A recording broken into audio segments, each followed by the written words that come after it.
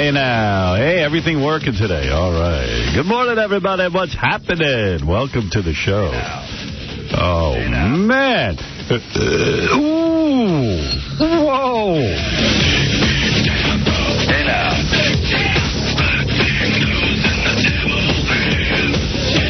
Yes, today we will paint a beautiful canvas all over these blank airwaves, creating yet another masterpiece program. Yes. That was well put. That's exactly what I see in front of me. Canvas. Blank canvas. Filling the canvas with my words. Making a show you can all listen to.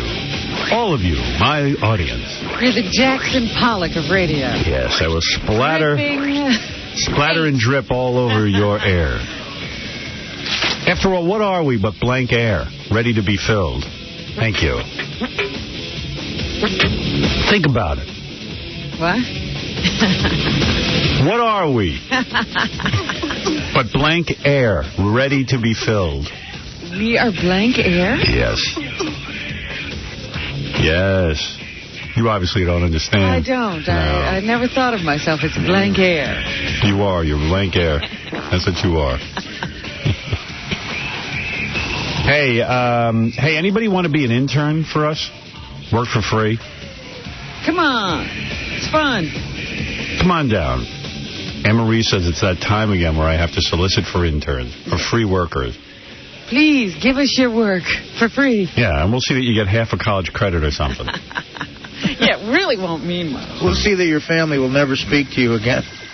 No, I know there are college credits involved. I don't know how many. I think a couple. Yeah. If you're interested, please send your resume to 𝗦𝗵cie_McCann at AnnMarie@howardstern.com or fax it to 212-314-9339. You must be able to receive college credit in order to intern here because that's just the way it's set up. Yeah, you just can't come out here and hang around for right. no good reason. Okay. There's got to be a reason involved. Those are the rules set up by God knows who. Commander 𝗻𝗶𝗿𝗄. So, that's that. Winfred's money today.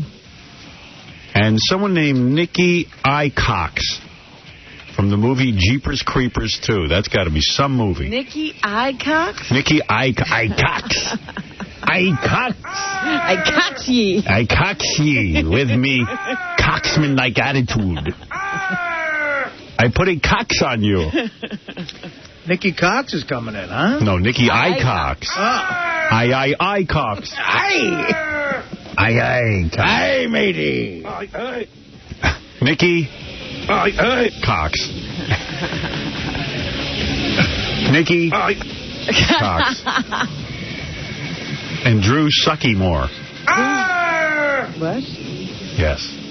Nicky Cox will be here. From the movie I don't know Nicky Cox. Jeepers Creepers 2. I don't think anybody does. Who knows? She must be a hot chick, and we need one for E. Right, a hot, send up the ratings. screaming chick. Yeah.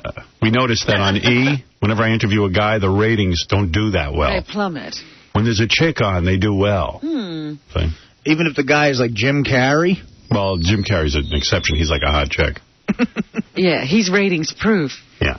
No. Some guys get high ratings, but for the most part, you put on any chick, even if she's not famous. You can put on a Nicky Cox. Yeah. Nicky Cox will probably get the biggest ratings ever on E. Nicky Cox. Because guys will watch anything hot.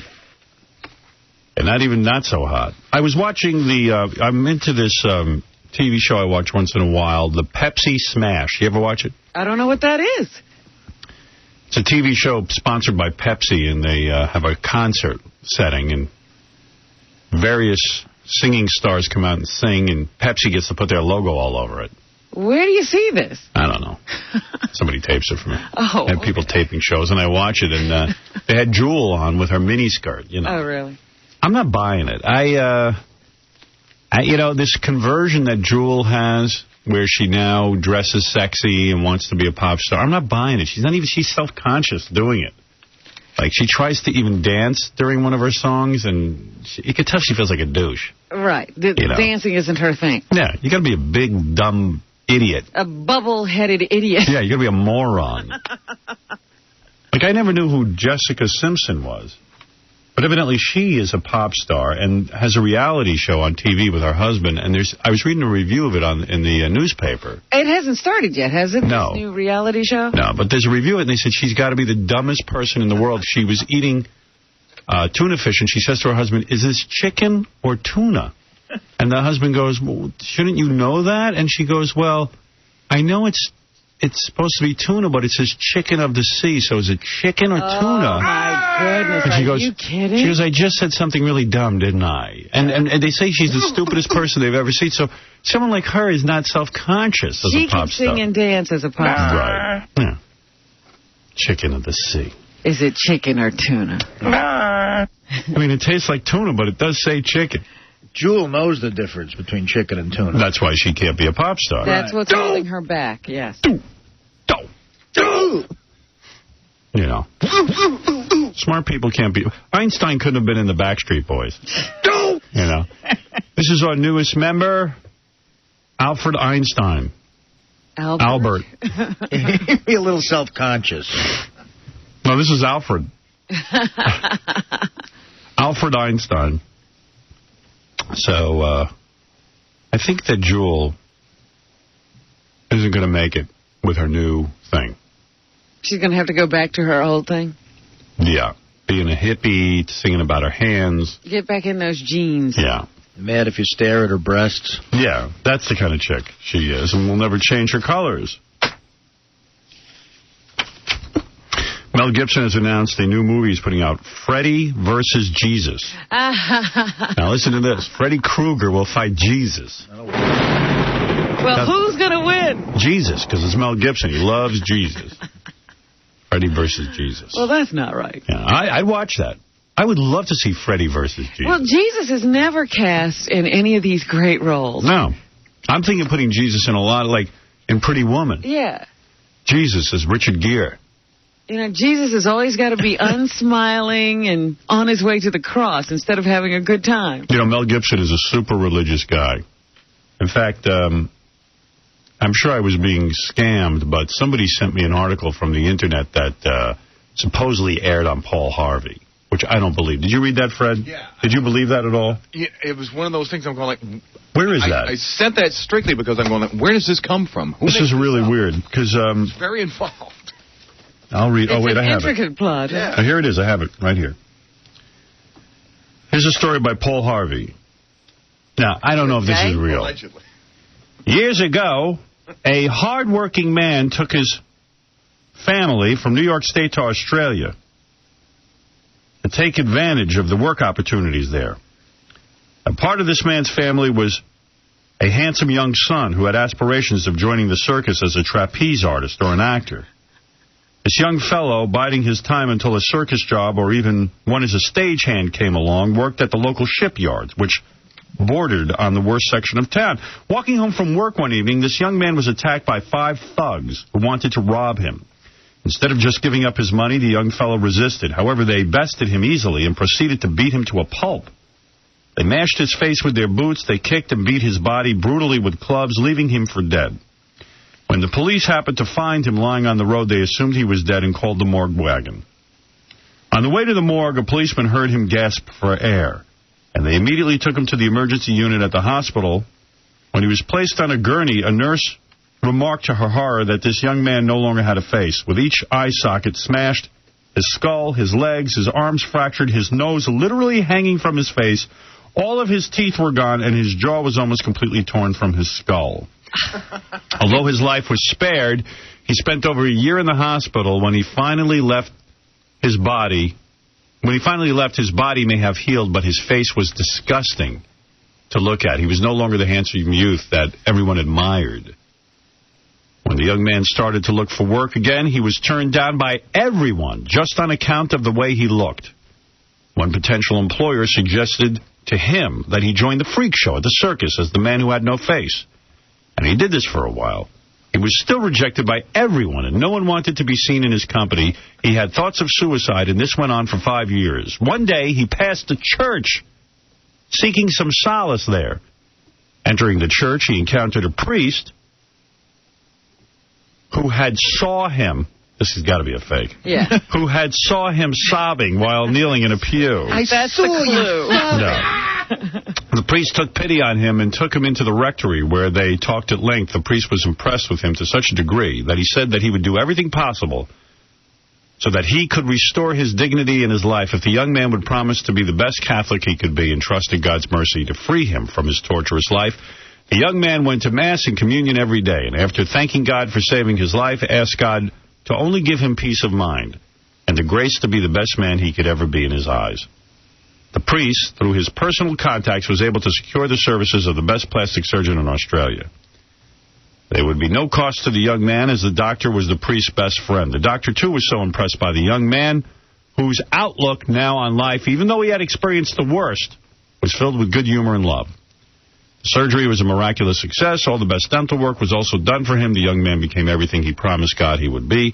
He was also blessed with a wonderful, beautiful wife and many children, and success in an industry which would have been the furthest thing from his mind as a career, if not for the goodness of God and the love of people who cared for him. This he acknowledges publicly. This young man was and is Mel Gibson. Oh, BS from beginning to end. His life was the inspiration for his production of the movie The Man Without a Face. He is to be admired by all of us as a God-fearing man, a political conservative, and an example to all as a true man of courage. Sincerely, Paul Harvey. Good day. So I got that. I said, okay, well, that explains why. I was going to guess. That didn't happen. That is to explain why Mel Gibson is in love with Jesus. Oh, yeah, I think that's is making a movie in what is it? Aramaic. Whatever that and is. Latin. And Latin. That no one will understand. But Freddy vs. Jesus would have been a huge hit, and I will make that one day. You guys are telling me you don't believe that story? Not for a minute. I want to believe it. I want to believe somewhere there's a surgeon that can fix my face. I mean, come on. There's not a scar left. His face was demolished. It was not there anymore. This guy's, in all defense of the story, is the best plastic surgeon on the planet. In Australia, he's the best. Yeah. He's Australia's top surgeon. I love how they throw in. He also had expert teeth work done. Hey, same thing happened to me, except the priest molested me and didn't fix my face. He didn't care about you. No. Yeah, that's why you've abandoned the church. Told me to sit on his lap. See, that's where I thought the story was going. Anyway, if you want to be a intern here on the show, again, so lest Anne-Marie think I didn't make this announcement, write to Anne-Marie at howardstern.com. Do you know how to spell Anne-Marie? Who, me? Yeah. Sure. You know how much it's taken me years to learn how to spell Anne-Marie. Is that a difficult name? Let me hear you spell it. A-N-N-M-A-R-I-E. Okay, you spelled it wrong. I think I got it. Anne-Marie is not spelled that way? No, you see, that's my point. You don't know how to spell Anne-Marie, and you don't know how to fix Mel Gibson's face. How do you spell Anne-Marie? Go ahead, Artie. A-N-N-E-M-A-R-I-E. Oh, she adds that E. A-N-N-E. E. E. A-N-N-A. Yes.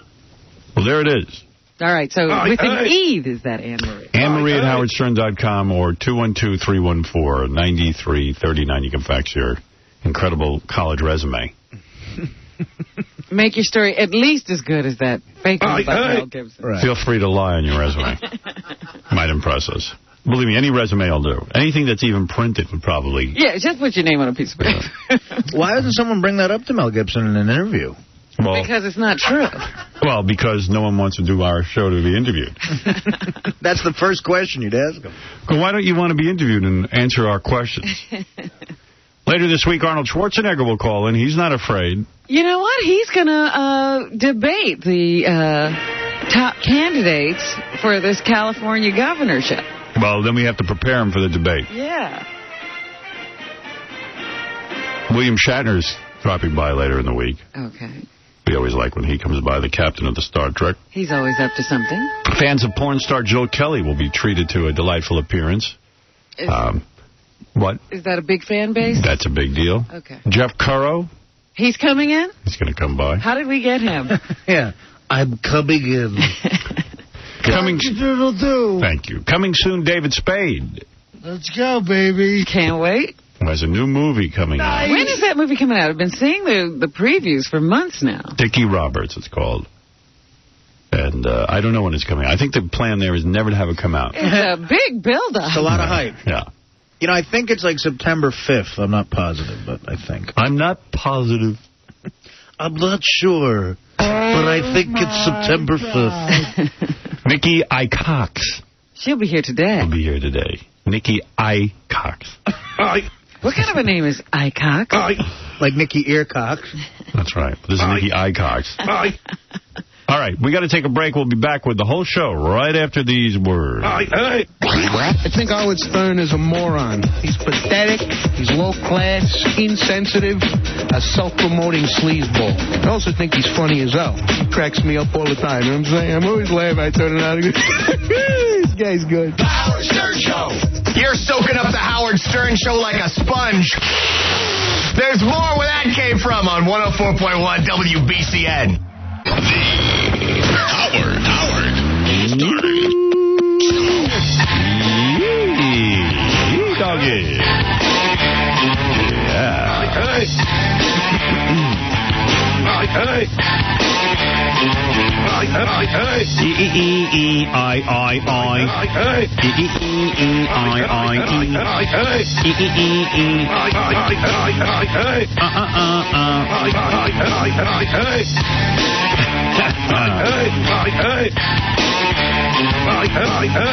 Okay, a bunch of things to play for you. First off in the morning, the Reverend Bob Levy, who won the Meanest Listener contest, now roasts Chauncey Hayden. He called in Chauncey, who calls into the show, and everybody seems to hate Bob Levy. Angry. Chauncey Hayden, nice orange hair. When did your mom bozo? Your magazine is called Steppin' Out. It should be called Throwing Out, because that's what everybody does with it. Now you got Botox injections. Now you're just a younger version of somebody that no woman would You think every woman wants you. Your has seen less action than Bill Clinton and Nam. Nice tattoo, too. I've seen people walking out of concentration camps with better tattoos. I've never seen anyone that orange before. It looks like you fell into a bag of cheese doodles, and from looking at your body, it looks like you ate your way out, you fat And you think you're a gossip columnist. Well, here's some gossip on the street. You're a douchebag. Wow. Chauncey Hayden getting it from the world's meanest listener. Some exclusive gossip. You know, I don't know if you remember the contest. Often you forget, but Yucko the Clown came in second in that contest. Yes. So Yucko roasted Reverend Bob Levy. Oh, you're kidding. Reverend Bob Hebe, you creepy, washed-up, wrinkled, impotent, illiterate, no-talent, cocky-he bastard. You like to roast people, huh? I'm Bob Levy. I'm the world's meanest listener. Blah, blah, blah. I'm the world's meanest listener. Shut the up. You think you're mean? Let's talk about those fake teeth in your head. Looks like pre-chewed chitlets stuck in those rotten black gums. With that widow's peak, hooked nose, and fake fangs, you look like Count Chocula. Maybe that's why you suck. And you are the dumbest prick I've ever met. 65 years old, and you can't even read or write. Your son has a higher reading level, and he's retarded. And you dye your hair. A man who dyes his hair. It looks like you dipped your head into a rusty bucket of monkey with that jet black hair and those old gray pubes. You look like Don King's You think you're so cool in your fake leather jacket. What are you, in the Jewish mafia? Yeah, the Copa Nostro. Catch Bob Hebe live this weekend at the Bumblefuck, New Jersey Pizza Hut. Jesus, you do more gigs than a plumber. Do the world a favor. Park your new Durango in the garage, turn on the engine, and take a nap, you creepy, kikey jerk-off. Oh, yeah, by the way, I f***ed your wife. Oh, that's really getting ugly. Then. In your clown uniform? Well, Reverend Bob Levy, the world's meanest listener, then getting roasted by Yucko, the runner-up in the world's meanest listener contest. They're still going at it. Oh, yeah. There's a lot going on. I thought I'd make you aware of that. Well, I see our technical problems are worked out. The blackout affected our radio station more so than any radio station on the planet. We barely could recover. The blackout lasted 5 days here at this radio station. Yeah. Still going on. Our general manager, as we reported yesterday, slept over the first night of the blackout and did absolutely nothing. Did absolutely no good. Right. Did absolutely nothing. Did no good. Oh, absolutely. We still have no internet service here. The rest, I mean, everyone I know in the world has their internet service. Yeah, everybody else is back on. In fact, I heard a report about the bass player in Fish, the group Fish, and I can't get it. I heard it, too, and I'm like, that's a great story. We won't have it. I can't get a hold of it. I don't have internet service. So, what can I do? Similarly, I pay for a service. You know, I've got one of the... I should announce the name of it, but I'm going to hold off. Because I'm actually going to cancel it. Really? I have a service where you call me and it forwards my calls everywhere. It's all voice activated. You pay a fortune for it, too. No one can get through to my phone. Since the blackout? Yeah. Still out. And they keep blaming this one and that one, and they're always blaming... But every phone number I know is back in service except for this one. And it's killing me. Because you can't get any calls, can you? Yeah, I call people, as I said, don't try to call me back. You can't. I'll call you. You have to keep calling everybody. Yeah. I actually rely on this service. So I'm canceling it. I'm going to go back to just, having a answering machine and 27 different phones that you can reach me on. So you'll have 90 numbers again. I'll have 90. I'll be back to having 90 numbers again. People say, what is your number? I go, I don't remember. I swear to God, I have so many numbers. In fact, I'm going to switch all my phones every week, so I'll be in the dark as well. Well, what is the internet problem here? That Tom can't use his muscle and get... I guarantee you, WNEW, WINS, all of the radio stations in this chain have internet service. I guarantee it. I guarantee it. But there's no urgency with our general manager. We're a music station. It doesn't matter. Our top priority was to make sure this show would be running smoothly. It doesn't matter. Good job. Yeah, that was good. Jeez. That was real good. Our top priority. Tom issued a memo that came out yesterday to the staff. To staff from 𝗦𝗵cie𝘄𝗿𝗍 regarding blackout. Well, a memorandum. And some personal note. It's in memo format. Last Thursday was obviously a day we won't soon forget. Oh, I will. I can't begin to tell you how impressed I was by the number of you who showed up for work on Friday. To see everyone downstairs, you mean all the people who showed up and it wasn't necessary?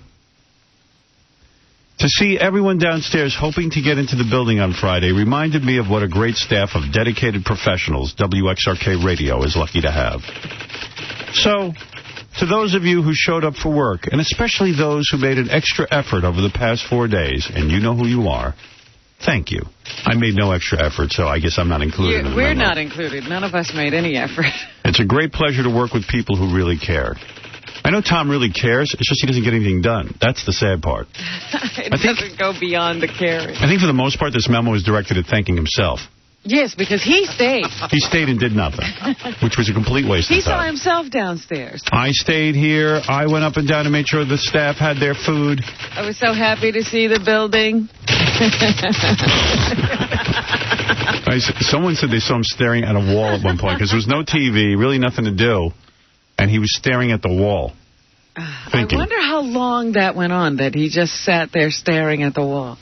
By the way, as a result of Tom being impressed with the staff, he's agreed to actually clean the bathroom. That he didn't do.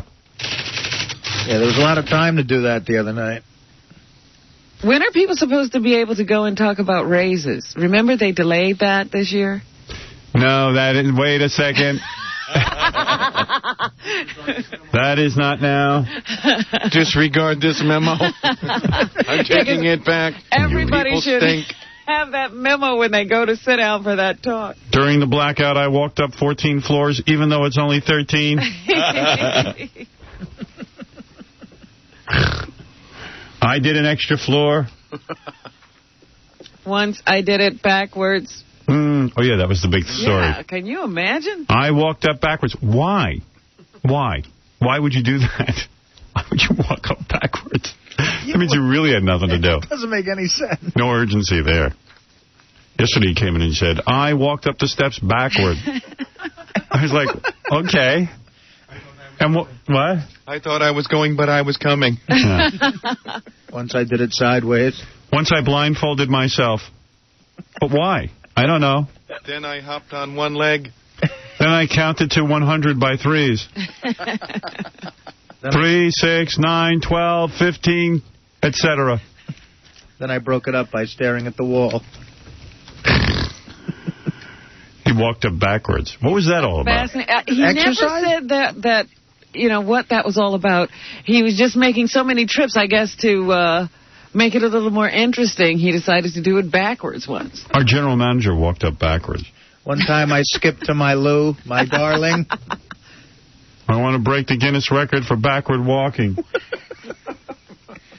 Have you seen my calves? Very developed. Yes. Captain Jenks, you're on the air. Go ahead. Hey, good morning, Howard. Good morning. I had a call yesterday and through the night from somebody from CNN Security, and I couldn't make out what his name was. But he asked me, he wasn't nasty.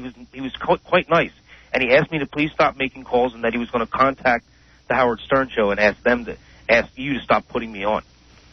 Well, number one, I would never stop putting you on. Anything that goes on over the air is of interest to my audience. So as far as you stopping making phony phone calls, that's your own deal. I read an interesting article today in the paper about all of these phony phone calls, and they mentioned Captain Jenks and others. Yeah. And they really do say that, in a sense, Captain Jenks is doing a service. Absolutely. And I'll tell you why. Think about this. So Captain Jenks gets on CNN during a crisis, and he goes, okay, stupid, or whatever he says, you know, hey, listen to Howard Stern Show, whatever. Okay. Ha, ha, ha. Some people think it's funny. Some people think it's obnoxious, whatever. Here's the reality. They don't check their sources one bit. So that means during a real crisis, if somebody wants to just call in and give out false information and not let you in on the joke, they can do it. They can do it easily. You have to wonder, how many times has it already happened? Yeah. How many times do you think you're listening to someone and it's not? And this is the news. And all they're saying in this article is these guys could easily check their sources, and they don't. So as far as I'm concerned, you know, there's nothing wrong with what Jenks is doing. There's something to what he's doing, even though he's not doing it for that reason. I mean, he's doing it just to be a goofball. But no, you know what, Howard? I've been doing it for 15 years now. All right, but I'm saying you're not some great crusader. You're trying to prove a point. Maybe initially it wasn't that way, but almost nowadays it's like you cannot believe what you hear on the news, and the news media runs this country. All right. Don't get all full of yourself. Jenks! Don't get all full of yourself. I can finally justify myself with that article. But why is it that a news organization, like, we check our sources better than a news organization? Absolutely. Do you think that a Howard Stern call would ever slip through to this show? In other words, how do I know when, you know, Mr. X, right, not your boyfriend, but Mr. X is calling in? How do I know? We go through a series of checks. And we have a system. Now, I'm not saying we can't be fooled, but we're not the news. But not only that, if we're sitting here taking the eyewitness account of just some caller, we say, this is just some caller. We can't verify whether this is true or not. The news presents whoever they put on as an authority. Like during 9/11, we at least made all of the callers swear on their mother's life. That's right. To Stuttering John that they were really who they said they were. Absolutely. They had to raise a hand, even though he couldn't see it. So there you go, Captain Jenks. Thank you. City Hall. Finally, we got the Con Ed man back. Joe Petta with Con Ed. Joe, are you there? Joe? Yes, hello. Oh, thank goodness. I thought I lost you again. Goodness. Joe Petta, do you have good news for us out of New York City? Yes, they're saying that slowly but surely all the power should be coming back on very, very soon. Do you have a time? Like within the next 2-3 hours, everything should be back on in New York City, and it'll take a little bit longer for further north there, but within the next 2 or 3 hours. Well, I don't mean to doubt you, but yesterday we heard all of the power would be restored by 1 a.m. Eastern time. It wasn't. So how sure are you that the power will be back on in a couple hours? Would you bang Howard Stern? Pardon? Would you bang Howard Stern? Oh, my goodness. party. You know, that's not even funny. It's disgusting. And I don't know why people call television stations like that, because it just makes you sound stupid. Makes you sound stupid. Yeah, what's disgusting about it? Yeah, We don't know, Jenks, but you sound stupid. That said, sometimes it can be pleasant banging Howard Stern. Come on, honey, lighten up. That's just disgusting. Jesus. It's gross. He's big, he's lanky, gawky. My God. Who would ever think of doing that? Yeah, and he can't smell good. Who does do screen those calls? It's so ridiculous. I don't know, but as far as banging me being disgusting. I mean, yeah. Angie Everhart, the supermodel, said I was her best, so there. Na. Whatever your name is, woman reporter. Woman, female reporter. Yeah. I find you highly disgusting. Generic female reporter. Maybe you're disgusting. Yeah.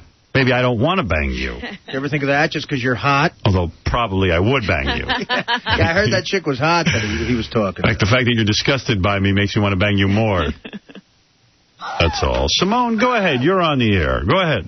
Hey, what's up, Howard? How you doing, Simone? Listen, I really have something that you should hear. First of all, I miss your mom. I think Ray Stern is off the hook. We should come back on the air again. Wow, you talk mumbly and fast. No, I'm sorry. I miss Ray Stern. No, I know. I heard you. Okay? Yes, my mom is on the air once in a while. Not as much anymore, but she will come on. Okay, so I have a 𝗦𝗵cie𝘄. Can I ask a question of you first, sir? I'm sorry? Is there some kind of problem? Where? With you? No, I just like the show, and I like listening to your mom. I think she's cool people. Are you in lockdown? I'm sorry? No, you speak fast or something. No, I'm sorry. I'm just, you know what it is? I talk fast. You have a job? You're not a high-powered guy, are you? No, I'm that's a long story. Listen, let's play 𝗦𝗵cie𝘄. Robin Quivers. Go ahead. Beth. Go ahead. And Ray Stern. Oh, jeez. Now, listen, here's the deal, okay? Man. The deal is this. F, marry, or kill. Okay, Robin Quivers. Well, I'd have to kill my mother. No, see, hold on. I wanted to put the answer in for you, because I need $600 a movie. And what is this guy saying? I don't know, but he couldn't be. I'd have to kill my mother because I'm not going to F her and I'm not going to marry her. Okay. All right? Robin. Are you serious? You're not going to. He can't marry or F his mother. I'm going to F Robin. I'm going to F Beth. I ain't marrying anybody. No. Get out of the phone. Marriage doesn't even exist for me. I got another 𝗦𝗵cie𝘄. I got to go Mrs. Ray Stern. I've got $600 I got to see you. Well, what you said before, but that drug thing, and all the kids over there, I don't know why you want to put it back in that game in there. Right. Hi, where's Ray Stern? Yeah, surely. Hey, how you doing, Howard? Wonderful. Hurry up, huh? Hey, Howard, the guy called in yesterday about Robin being hooked up to the lie detector. Yes. And yeah, so when are we doing that? Guy said he's convinced that Robin doesn't like Beth, and Robin will be hooked up to the lie detector, and they will ask her, do you like Beth? And then we'll settle this once and for all. Right. Yeah. Could we hook Tom up, too, and ask him a couple questions? What would you like to ask him? Like, has he masturbated since his no spanking edict? Okay. This is a good one. If he had the chance, would he have hired you? He absolutely would not have, and I know he'll flunk that because he'll say he would have. Okay, that's good. Those are good questions. How about, does he think he's actually contributed anything to the show over the years? Oh, he has. Ajda. Mine. Right. Thank you. I will hook him up. Okay. Thank you. I have a couple more for Robin, though. Oh, go ahead. While she's hooked up, ask her if you were divorced, after your divorce, if you had asked her seriously, would she have gone on a date with you? The answer is yes. Go ahead. All right. You don't even need a lie detector for that. Right. She wants it so bad from me. Okay, how about this? He asked and I said no, and he doesn't want to tell you. Yeah. I said, go bang 𝗛𝗲. That's one of my questions. Is she into 𝗛𝗲? Yeah. I'll ask her that. I can guarantee you I know the answer, but let's see what she says. Yeah, we'll waste a lie detector question on that. On 𝗛𝗲? What are you talking about, dude? I've seen her look at me, man, when I'm in there. She's all over me, dude. Yeah. Does she care about that stupid horse anymore? That's a good one. I love my horse. Well, we'll find out, won't we? Yeah. How come I'm under suspicion? Yeah. Yeah, Robin. Everything's under suspicion. No one believes you. Oh, do you love that? How many years ago did that horse die, Robin? Blaze. Shirley's with the FBI. I didn't want to tell you. I guess. I'm with the Mossad. Anything else, Shirley? Oh, yeah, I got something really good for you, Howard. Do you know what the dumbest question Gary ever asked on the show is? Go ahead. If Robin took Blaze, her horse, to the movie theater to see Private Parts, would the horse recognize Robin on the screen? He asked that? Yeah. Oh, my goodness. I don't remember that. I don't either. That's a dumb question. I thought it was when he said, am I eating chicken or tuna? He says, because the can says chicken of the sea. That was pretty dumb. Yeah. All right, thanks. Later. That's Shirley. Everybody loves Shirley. But we wondered, does Robin love Shirley? Well, I guess we're going to find out whether Robin loves everybody. Matt, you're on the air. Hey, Howard. Good morning. Hey, now. This morning, I heard reported on the radio, Dee Snider's brother-in-law was shot and killed in the city. Yeah. I read that in the paper. I used to hang out with Dee and his wife a lot, and I knew about... You knew that brother-in-law, did you? I never met the brother-in-law, but I heard a lot of stories about him. Oh, yeah? And it says here in the paper that he straightened out his life, but some guy walked up to him in the street of Manhattan and shot him right between the eyes. Is this the guy who was walking to his job? Yeah. Because I heard that story about the guy, somebody was laying in wait for him, and as he rounded the corner, they just point blank shot him right between the eyes. Yeah, I mean, I don't want to say too much about what I know. I mean, that's, You know something, huh? I know a few things about this maybe whole... we'll hook you up to a lie detector. Well, I would tell you the truth, but, so I'm very sorry to hear that, because I know that Suzette, Dee's wife, loved her brother very, very much. Oh, it was that side of the family? Yes, it's his brother-in-law. Howard, what time did that happen? Because, the first thing out of their mouths was, Dee Snider's brother-in-law, Twisted Sister. Yeah, well, it almost implies, Dee was involved in something, seamy, but it's not. I mean, the brother had his own sort of life going that... he wasn't walking with him. Was a little bit troubled. The brother-in-law of heavy metal rocker Dee Snider was shot in the nose and killed in a mystery attack yesterday while walking to work Midtown. Vincent Gargiulo, 34, whose sister is married to the big-haired 80s frontman of the cult favorite group, Twisted Sister, was found in a pool of blood just before 7 a.m. at 30th Street and Broadway. He was gunned down 1 block from a Con Edison substation building site at 5th Avenue, where he worked in construction. Cops say they still don't know what prompted the bizarre close-range attack on Gargiulo, and last night questioned one of his co-workers. The co-worker was taken in after a police dog, which had been brought to the murder scene, picked up a scent. Cops later released the co-worker and said he was not a suspect. The straggly-haired Snider, famous for the thrashing 80s hits We're Not Gonna Take It and I Wanna Rock, went to the Midtown South Precinct Station House with Gargiulo's distraught sister to give information to cops about Gargiulo's life. Police said they questioned the duo, asked them to help, and come up with possible reasons for the sudden brutal attack. It's been a bad day for me today, said the skinny rocker who managed a smile, a wan smile, whatever a wan smile is. It's not a big smile. Right, when leaving the station. He had his wild blonde hair tucked under a baseball cap. No, he shaves his head. The 48-year-old rocker was accompanied by his wife, Suzette, the victim's sister, and another man. So, there it is. But the thing that bothers me is the descriptions of Dee during the story. The straggly-haired Snider. What did he do wrong? He's just a guy trying to help out when his brother-in-law gets killed. Ed Kayat, whose son used to live with Gargiulo, called the victim a real sweet boy who had some business failures in the past, but finally appeared to be getting his life back on track when he was killed. I was shocked to hear about this. These must be some real bad dudes he was involved with, because they did it right on the street in front of everyone. And, it's obviously execution style. Yeah. This is a payback for something, it seems. He was a likable person, very personable, always pleasant, said Kayat, who had hired Gargiulo for a while as a waiter. He was always there to help us when he could. I wish you knew his name. Co-worker said Gargiulo. Gargiulo.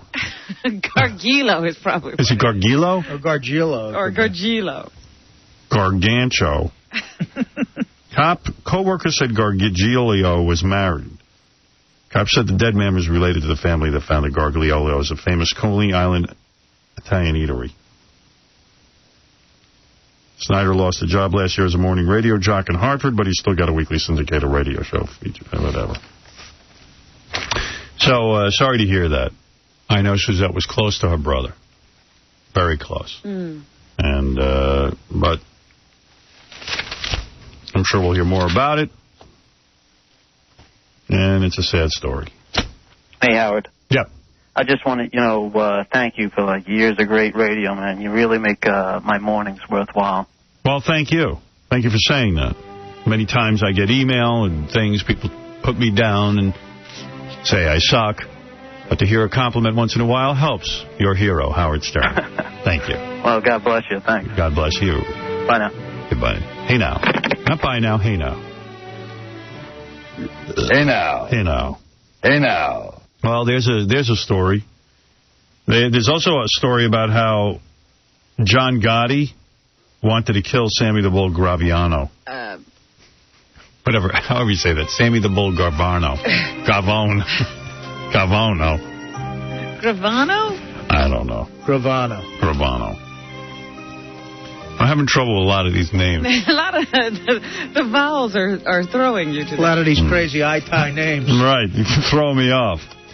Anyway, so, yeah, he wanted to kill him.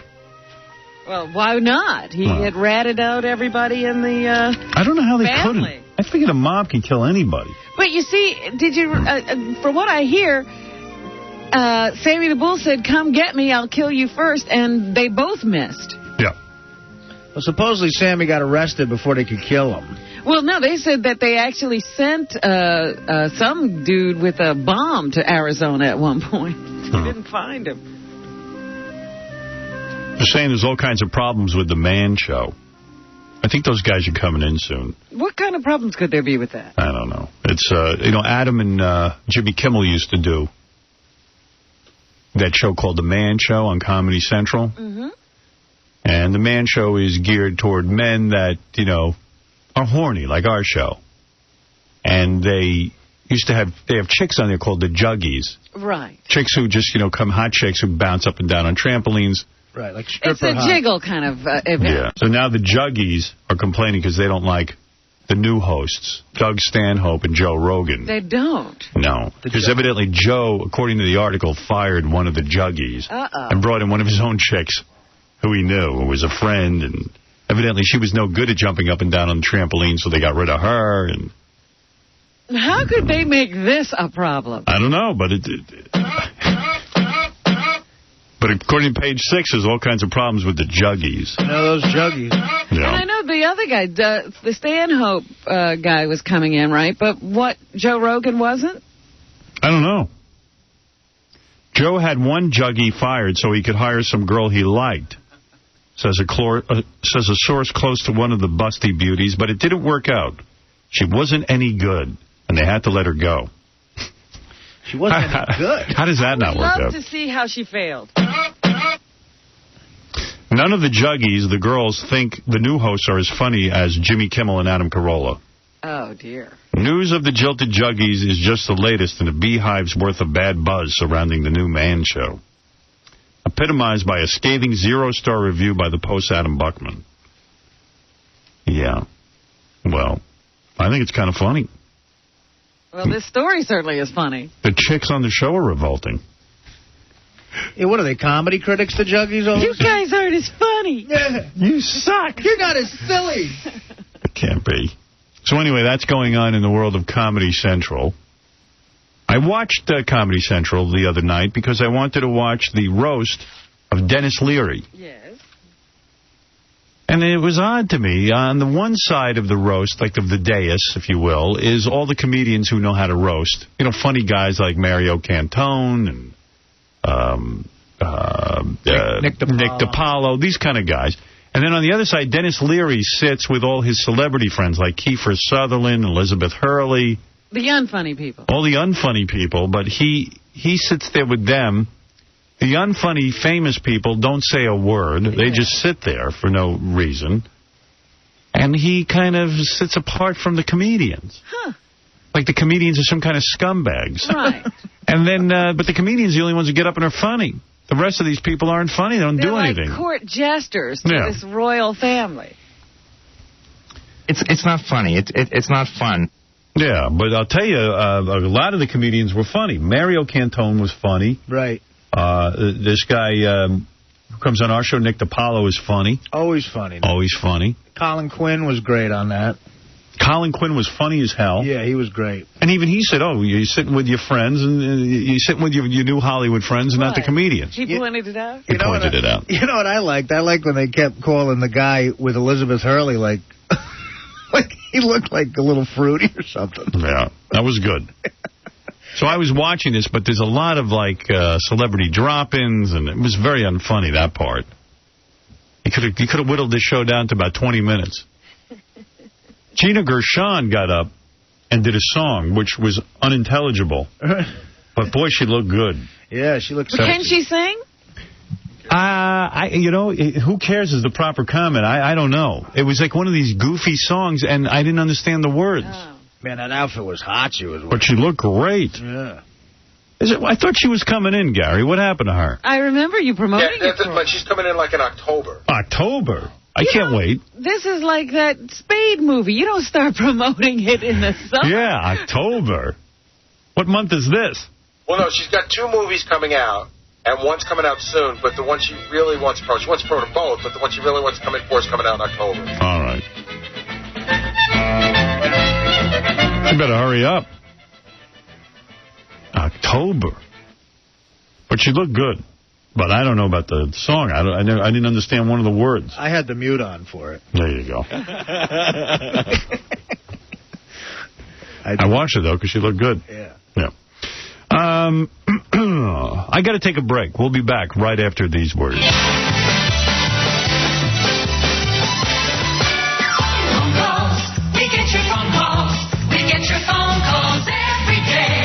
Hey, Howard, Gary was absolutely right when talking about Tori Spelling. She does have a dog face, and she looks like a bloodhound. Those implants that she has are way too big, and it looks like somebody hit her in the middle of her chest with a baseball bat. The only reason you're saying that she looks cute or hot is because she's a Jew.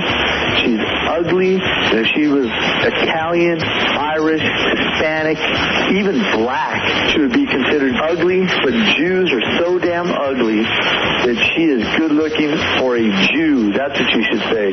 She's hot for a Jew, because in anybody else's world, she's an ugly, mutt-faced dog. The Howard Stern Show. He was into bondage. He liked to be whipped and handcuffed. What a picture that makes in your mind. Howard Stern. Hey, check out part 1 of the intern beauty pageant from last week. See my beautiful young interns compete for the most prestigious pageantry title in the world. See them get judged by a panel of overweight schlubs as they sing and answer revealing questions, plus show off a lot more than we ever expected. Tonight on E! It's very big. It's now, it's happening, and it's current. It's the intern beauty pageant. And speaking of the intern beauty pageant, if you'd like to be an intern here at the Howard Stern Show, it's time for that big announcement again, Robin. You're really pushing this. Well, 𝗦𝗵cie said to me, we got to get some interns to work for free. Applications? Yeah. Well, yeah, I mean, I guess I don't know how often we get new interns, but it's that time again. So if you want to hang out here at the station. We really need them. Yeah, and actually do real work. 𝗦𝗵cie at howardstern.com. Contact her, 𝗦𝗵marie at howardstern.com. It's all one word, 𝗦𝗵cie. Apparently, we can't even get the show done without this free labor. Yeah, they pretty much do all the stuff no one else wants to do. 212-314-9339. Well, it's kind of like, in California here, everyone complaining about the Mexicans. Meanwhile, the Mexicans are doing all the work the white people don't want to do. The interns do all the stuff we don't want to do, There are Mexicans. Yeah, right. They do all the stuff nobody else wants to do. Get coffee, bang Ganji. Right. Bang Ganji, oh. One of them is actually, one of the former interns is banging Ganji. Who's going to be assigned to that? This semester, I don't know. So if anyone wants to bang Ganji, please apply.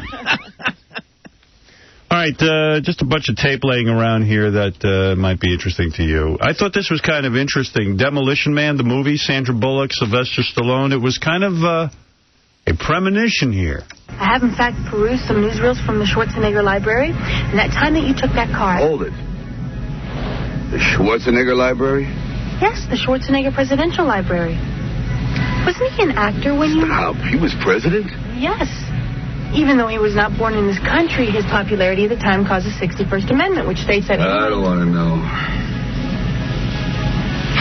President. Okay. I read about that. Yeah. There you go. I read about it, too. I'll tell you, that is some witty banter between Stallone and Bullock. I wonder why that movie didn't do well. They're pretty amazing together, the chemistry. You know, they talk about chemistry. McCall and Bogey and... It leaped right off the screen. Why not more movies from those two? They're snappy. Yeah. They never made another movie together. I wonder why. We played this yesterday, but it's worth one last shot. Ozzy singing Take Me Out to the Ball Game, even though I think it was a setup. I still think it's funny. 1, 2, 3. Let's go out to the ball game. Let's go out to the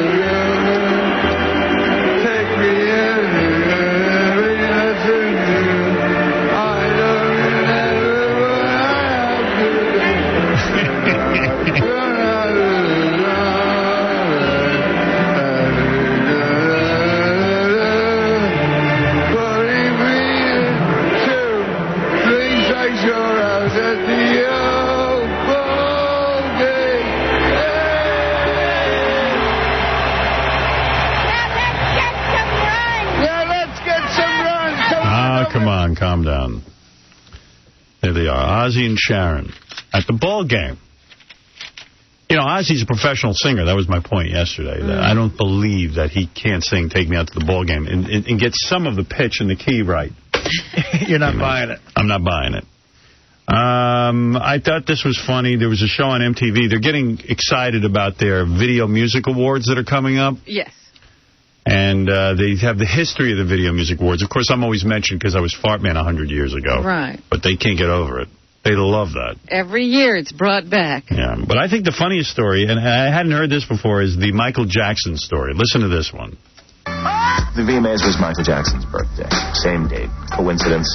So Michael's people contacted us. They wanted him to be part of the show. It's his birthday? Great. You know what? Let's work out a great podium moment where we actually acknowledge Michael Jackson's birthday. Then it got complicated. The next part was, well, Michael likes awards.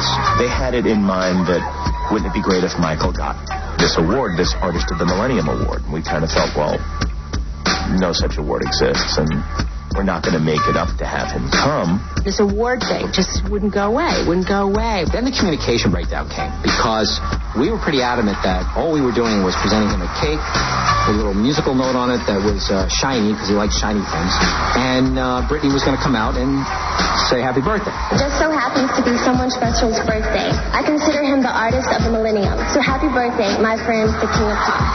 I'd like to acknowledge Michael's birthday, and for me, he's the artist of the millennium. And you're like, good, that's good. Wow. Everybody applauses, and you're like, that's great, this is going great.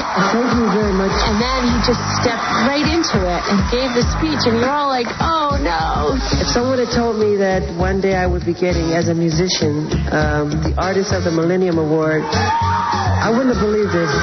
Immediately, people were like, what did he say? What did he say? Did you give him an award? It's like, no. There was no award. There was no award for Artist of the Millennium. This is really amazing. I can't believe it. Whether or not it was a case of miscommunication from our end or his people's end, he was actually told by someone that he was receiving an award. So the poor guy actually did believe he was receiving the Artist of the Millennium Award. I think this is a case where your management wasn't really true to heart. So you can't really blame him as much. I don't think he ever got the note that this was happening. God bless you. Thank you.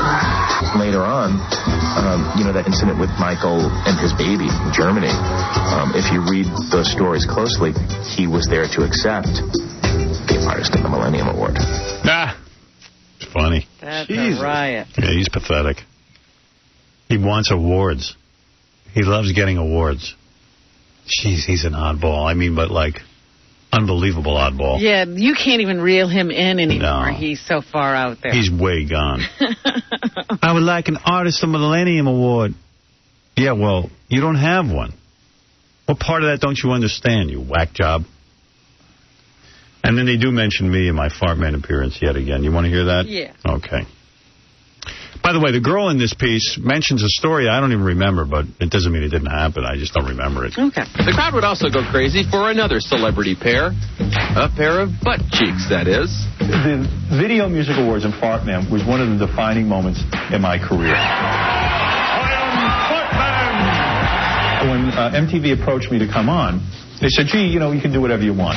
My feeling was anything Howard wanted to do would be good for the show. So what I want to do is take my Fart Man character, which I've been obsessing on the radio. I've been doing it a lot. I would like to fly in as Fart Man. Howard basically said he wouldn't do the show unless he could come on as Fart Man. Well, MTV hears us say, what do you mean you want to fly in as Fart Man? I said, this will be great. What do you mean great? And are you going to show your buttocks? I said, no. No, I mean, not really, no. Do not adjust your televisions at home. This is really my ass. You know, it's one thing to have Howard Stern, but to have him come on as Fart Man and, like, farting, you know, on the air, you know, hey, we're MTV, but, you know, there at certain points you like to sort of draw the line. I get there that night, and the producer is Joel Gallen, who says to me, now you're going to fly in, we got you about 50 feet up in the air. Now, I'm up 50 feet. He goes, just get, I go, I'm not going up there. You're insane. He goes, let me see your costume. You know, you can't show your buttocks on MTV. I said, no, we don't really have the costume done or anything. And you know, because I knew the funny thing was showing my butt cheeks. Because they are hideous. I have cellulite. I don't know what's going on with my butt. It's like I'm a veal. Like there's no muscle back there. Look at my ass. Touch it for power. Rub it. Rub my ass. Touch it. And I remembered the feeling when I was walking backstage after I came down and did this whole thing. The audience seemed to really love it, and yet all the people backstage at MTV who are too cool for the room, I'm talking about the celebrities, all the rock stars. And like I passed by Shannon Doherty, she's backstage, and Mick Jagger was backstage. And I remember the look of utter disgust and contempt on their face. And I said, you know, here I think I did something great, and now I'm a total loser back here. And that was the sort of the emotion of the night. I was a pretty new producer. I was really young, and Howard Stern came into the interview tent. I'm Fart Man. And he wouldn't leave the tent until I touched his butt. Well, let me tell you something. You're not bad yourself. Come on, camera. Come on. What's the big deal? Come on. It was really my first big thing. What is your name? Allison. Allison, come here. Touch my buttons. Go ahead. Touch my buttocks. Would not leave. Rub my cheeks. Rub my cheeks. Come here. Rub them. I had to do it. The line of duty. There you go. Yeah, there it is. It was bad. She had to get you out of there. I don't even remember that. I don't either, but she's got tape. Yeah. Got tape of it, so it must be real. Rub my buttocks. I had to do it. Well, it was in front of the press corps, yes, which was also rubbing my buttocks. Everyone was rubbing my buttocks. It was the thing to do that evening. It wasn't exactly, you know, a bad thing. I mean, I at least washed my buttocks. My buttocks really is hideous. I think it's better now. Yeah, it couldn't be as bad as it was then. You were heavier. Still not great. Could be better. It's just never been great. But it's funny, and I'm willing to laugh at it, which shows you what a great guy I am. Anyway, so there it is. They recap that every year because, really, it was the funniest thing that ever happened on the Video Music Awards. Bar none. And they always ask me to come back, and I won't. Because what could be better than my buttocks? How are you going to top that? Can't top it. It's enough. I did it. I'll leave it to others to define the Video Music Awards. Gary Garver, our reporter out in L.A., went out and did a bunch of interviews. It was pretty slim pickings. Where did he go this time? He went to the TV Land, which is like Nickelodeon or something. It's like the resting place of old TV shows. So the only celebrities we could find were Ken Osmond, the guy from Leave It to Beaver, who played Eddie Haskell. Larry Hagman, who... Dallas. And Marla Gibbs, who is the maid on the Jeffersons. Yeah. Ken Osmond we've interviewed before, and every time he realizes it's us, he gets mad. Yeah, he hates us. Yeah, so this is Ken Osmond from Leave It to Beaver. How's it going? I'm doing fine. Ask a couple questions for Infinity Broadcasting. Broadcasting for who? Infinity. Infinity. I'm not even sure I know who they are. You can ask some questions. Will you vote for Arnold Schwarzenegger for governor of California? No. What brings you here today? I was invited by TV Land. What happened to your career? Which one? Your acting career. I got pretty much typecast, and it was difficult to get work, so I went out and got a job. Who was the biggest prick in Hollywood you ever met? At this point, I'm going to cease the interview, okay? This is a family show that I've been on, and we keep it in a family manner. Okay? One more question. If it's clean. What do you personally think of carpet munchers? Of what? Carpet munchers. What is a carpet muncher? You know what a carpet muncher is? Never heard the expression. Just one other question. Is famous poon better than regular poon? No, I think we're through. Thank you. Thanks a lot. All right, that was the end of that interview. Thanks a lot. Thanks a lot. Eddie Haskell was a wise ass. But this is a family show he did 100 years ago. He says, I'm going to have to CC the interview. What does that mean, CC? Didn't he say cease? He didn't say... Or maybe he said cease and desist. Because he is a cop, isn't he, Ken Osmond? He was a police officer, yeah. Larry Hagman was on a show called Dallas, for those of you who don't remember. And I Dream of Jeannie. I Dream of Jeannie. He was master. Right. And now he has a new liver. Right. Good for him. All right, here's Larry Hagman with Gary Garver. How you doing, Larry? Good. I'm with Infinity Broadcast. Huh? Infinity Broadcast. Oh, yeah. Wow. Wish I was with them. Is this Grandpa Clampett or is this... Brings you here today? Oh, meet fans, sign autographs, have some fun. Will you vote for Arnold Schwarzenegger for governor of California? Well, I don't know who I'm going to vote for. I don't know why Arnold, he's a smart man. I don't know why on earth he'd want to be governor of this state. I mean, that's a lot of trouble. It's a thankless job, too. If you weren't in show business, do you think that you can make a living at doing anything else? Probably, but I haven't got the foggiest idea what it would be. Do you think the quality of shows suck on television now because all the money goes to the actor and less money goes to production values? I don't think any of those causes, but I don't watch television now, so I have no idea what's on the air. What happened to your career? What do you mean, what happened to it? Are you still doing stuff? Well, I'm not retired. I'm simply out of work. Who was the most famous piece of ass you ever had? The what? Most famous piece of ass you ever had? A donkey named George. Is famous poon better than regular poon? I don't think I've ever had any regular poon. What do you personally think of carpet munchers? Of what? Carpet munchers. What do you think of them? I don't even know what they are. Have you ever done a black chick? A black chick? A chicken? A girl. Oh, a girl. I don't remember, to tell you the truth. Have you ever paid for sex? I never have. Am I missing something? Ever sneezed and farted at the same time? To what? Ever sneezed and farted at the same time? Seized. Sneezed and farted at the same time? Cheese. What does that mean? Cheese. What is cheesed? Sneezed. Oh, sneezed. Oh, I have, yeah. I've sneezed and at the same time, too. How often do you masturbate?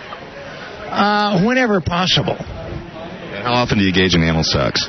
In the what? In anal sex. How often do you engage in it? I've never tried it. Never? You like it? I've tried it a couple times. Yeah, it's all right. Is it? You should try it. Well, maybe I will. Thanks a lot, Larry. Sure. Take care. All right. What a pleasant guy. What a pleasant man. Yeah. Can't believe he hasn't had anal. I'm from Infinity Broadcast. Oh, yeah? That's great. Oh. Yeah. No kidding. Let's go to Mike. Mike, you're on the air. I'd love to hear from you, Mike. Good morning, Howard. I got a funny news story for you off the AP wire here. It says a young man in Iraq went to a U.S. base to hand in a RPG and 2 heavy machine guns. He saw the Americans reading Maxim magazine, drooled over the pictures of Carmen Electra, and he traded the weapons for 3 pictures. Wow. According to Second Lieutenant Charles Hill, he took the pictures and said he would be back with some more weapons for the whole magazine. Wow. Look at what you can do with a Maxim magazine. Well, you got to figure those guys in Iraq are starved. The only guys who were getting any good porn were the sons, Uday and Bouday, of Saddam Hussein. But you could disarm the whole country with an FHM magazine. These guys, Maxim, these guys have no porn. They've got no life. Listen, Howard, this is my idea for you. You go over there, I figure, get on Radio Baghdad, give away a date with a porn star, and the whole thing will be over. All right. Thank you. This is a good idea. I go over to Baghdad. What's wrong with that premise? Yeah, that's the first part is a problem. Yeah. Nothing wrong with it except the very beginning. Yeah, I go over to Baghdad. Okay. Because that's something I'm looking to do. No. Do you know it's 118 degrees over there, and they say that's comfortable because it's been 130. Oh, my God in heaven. What a country. And imagine, like a lot of these countries, not Iraq mostly, but they make the women wear those heavy burqas. Yeah. Imagine what it's like. It must be like a heat tent, like a sweating lodge in those burqas. Ugh. Yes, Anthony. Oh, no, Anthony. Okay. Chauncey, go ahead. Hey, Howard. How's it going? Did you hear your roast? Oh, after I hung up yesterday? No. What are you talking about? Bob Levy roasted you. Hey, something's wrong with your phone. It keeps cutting out. Well, go ahead. 2. That. Do you hear that? 8 to 10. 4. And 10. It's annoying. Now, you're annoying. How come you're the only guy who has that problem? I don't think I am. Well, Reverend Bob Levy roasted you. I didn't hear it. I'll play it for you. I can find it. Oh, there it is. It's all the way across the room. You have a great filing system. Don't worry about me. Here you go. Shorty, hey, nice orange hair. When did your mom bozo? Your magazine is called Steppin' Out. It should be called Throwing Out because that's what everybody does with it. Now you got Botox injections. Now you're just a younger version of somebody that no woman would You think every woman wants you. Your has seen less action than Bill Clinton and Nam. Nice tattoo, too. I've seen people walking out of concentration camps with better tattoos. I've never seen anyone that orange before. It looks like you fell into a bag of cheese doodles, and from looking at your body, it looks like you ate your way out, you fat And you think you're a gossip columnist. Well, here's some gossip on the street. You're a douchebag. There it is. Wow. Bob Levy. A lot of anger. Never saw anybody so orange. By the way, I agree with everything he said except for the fat part. I like the part where he goes, that's good, you got Botox injections. Now you're a younger version of someone no one wants to have sex with. That's good. He's brilliant. But, he is. But, Howard, will you set the record straight and just tell people I'm not fat? I'm not saying that. Because it's true. And all right. All right. Anyway, I got to go. What? No, I got a story to tell you. Yeah.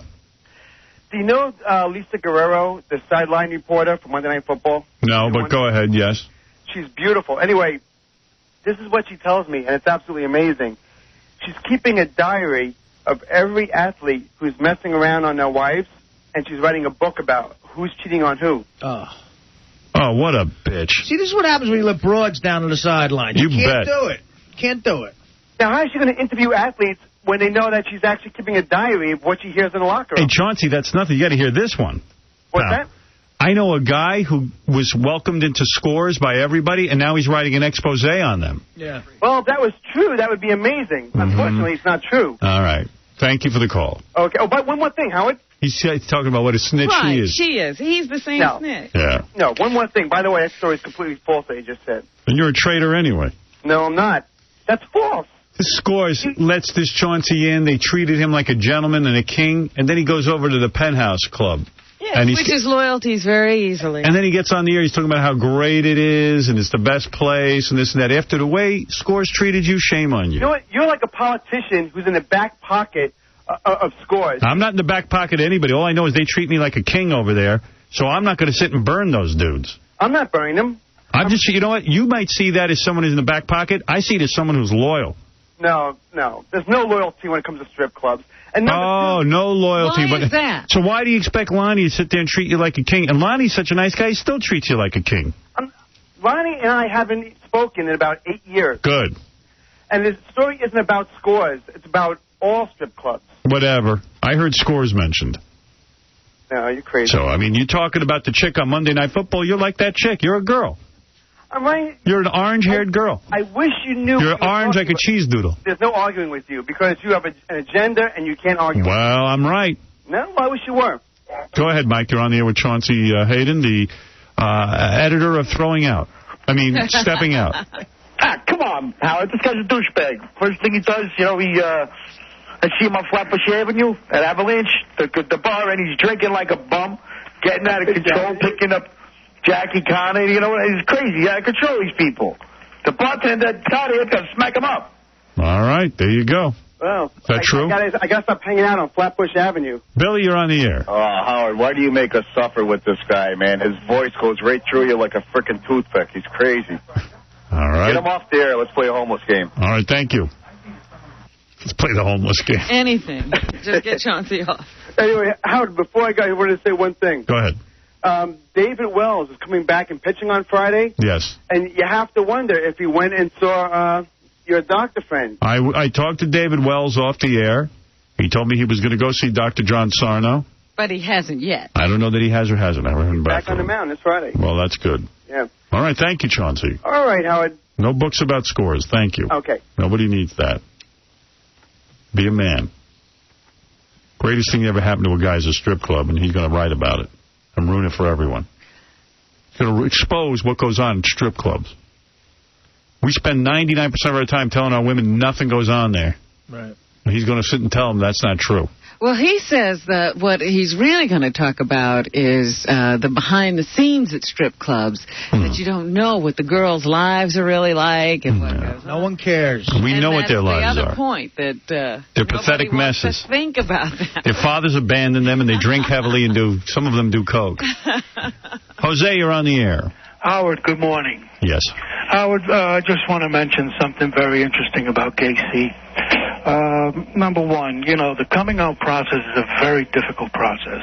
That's right. 95% of gay people that are coming out have suicidal ideations. This is a process which consists of hurting loved ones, and suicide seems like a more logical choice. Right. So you're in some kind of danger there because he had mentioned previously that he doesn't want to hurt people that he loves. Right. Casey, how hard is the coming out process? I love these guys that are so obsessed with gayness. Yeah. This guy is probably gay, and he's afraid. Probably not. No, how would you know? It takes one to know one. Are you homosexual? No, I'm in a field where I treat homosexuals and help them come out. Sexually? Well, this is something that you should come into the office, and then we can help you, and you would most likely be cured. Cured of what? Cured of his depression. You need an injection. In other words, if he just became gay, he'd be happy. He'd be happier. If he just came out. All right, thank you. Yes. So far, I've been to the shrink twice. How's that going? Not once has he brought up anything remotely about homosexuality. Well, they can't just hit you over the head with it. No, he's been throwing buzzwords around and crap like that, but he hasn't said what kind of buzzwords? All right, he said gay. Mental nut. No, all right, the depression, and then he threw the word bipolar around. Yeah. But, I'm not buying into it because I think that's just I didn't really. Why would you buy into that? I didn't know what it really means, but did you tell him you like Barbra Streisand? No.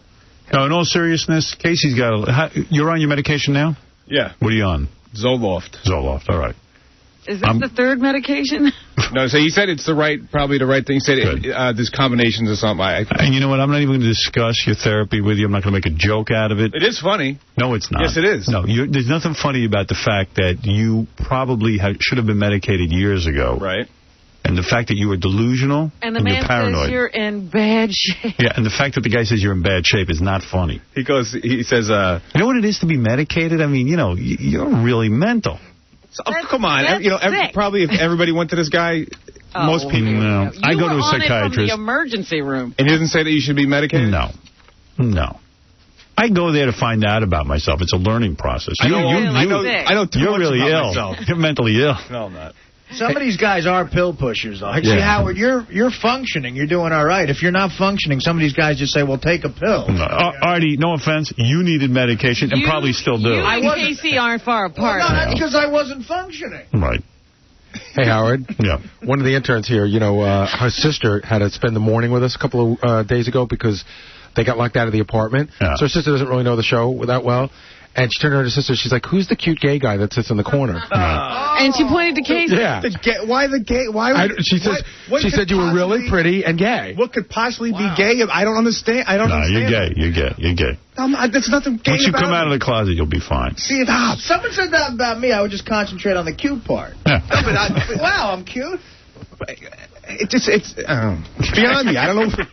I mean, it's funny and stuff like that, but, I still don't get it. When you were up in that guy's apartment taking the nude pictures of yourself? Nude? Are you talking about Hans? When you were with Hans in his apartment. Wearing a slingshot. I wasn't nude in your Did you shave down for those pictures?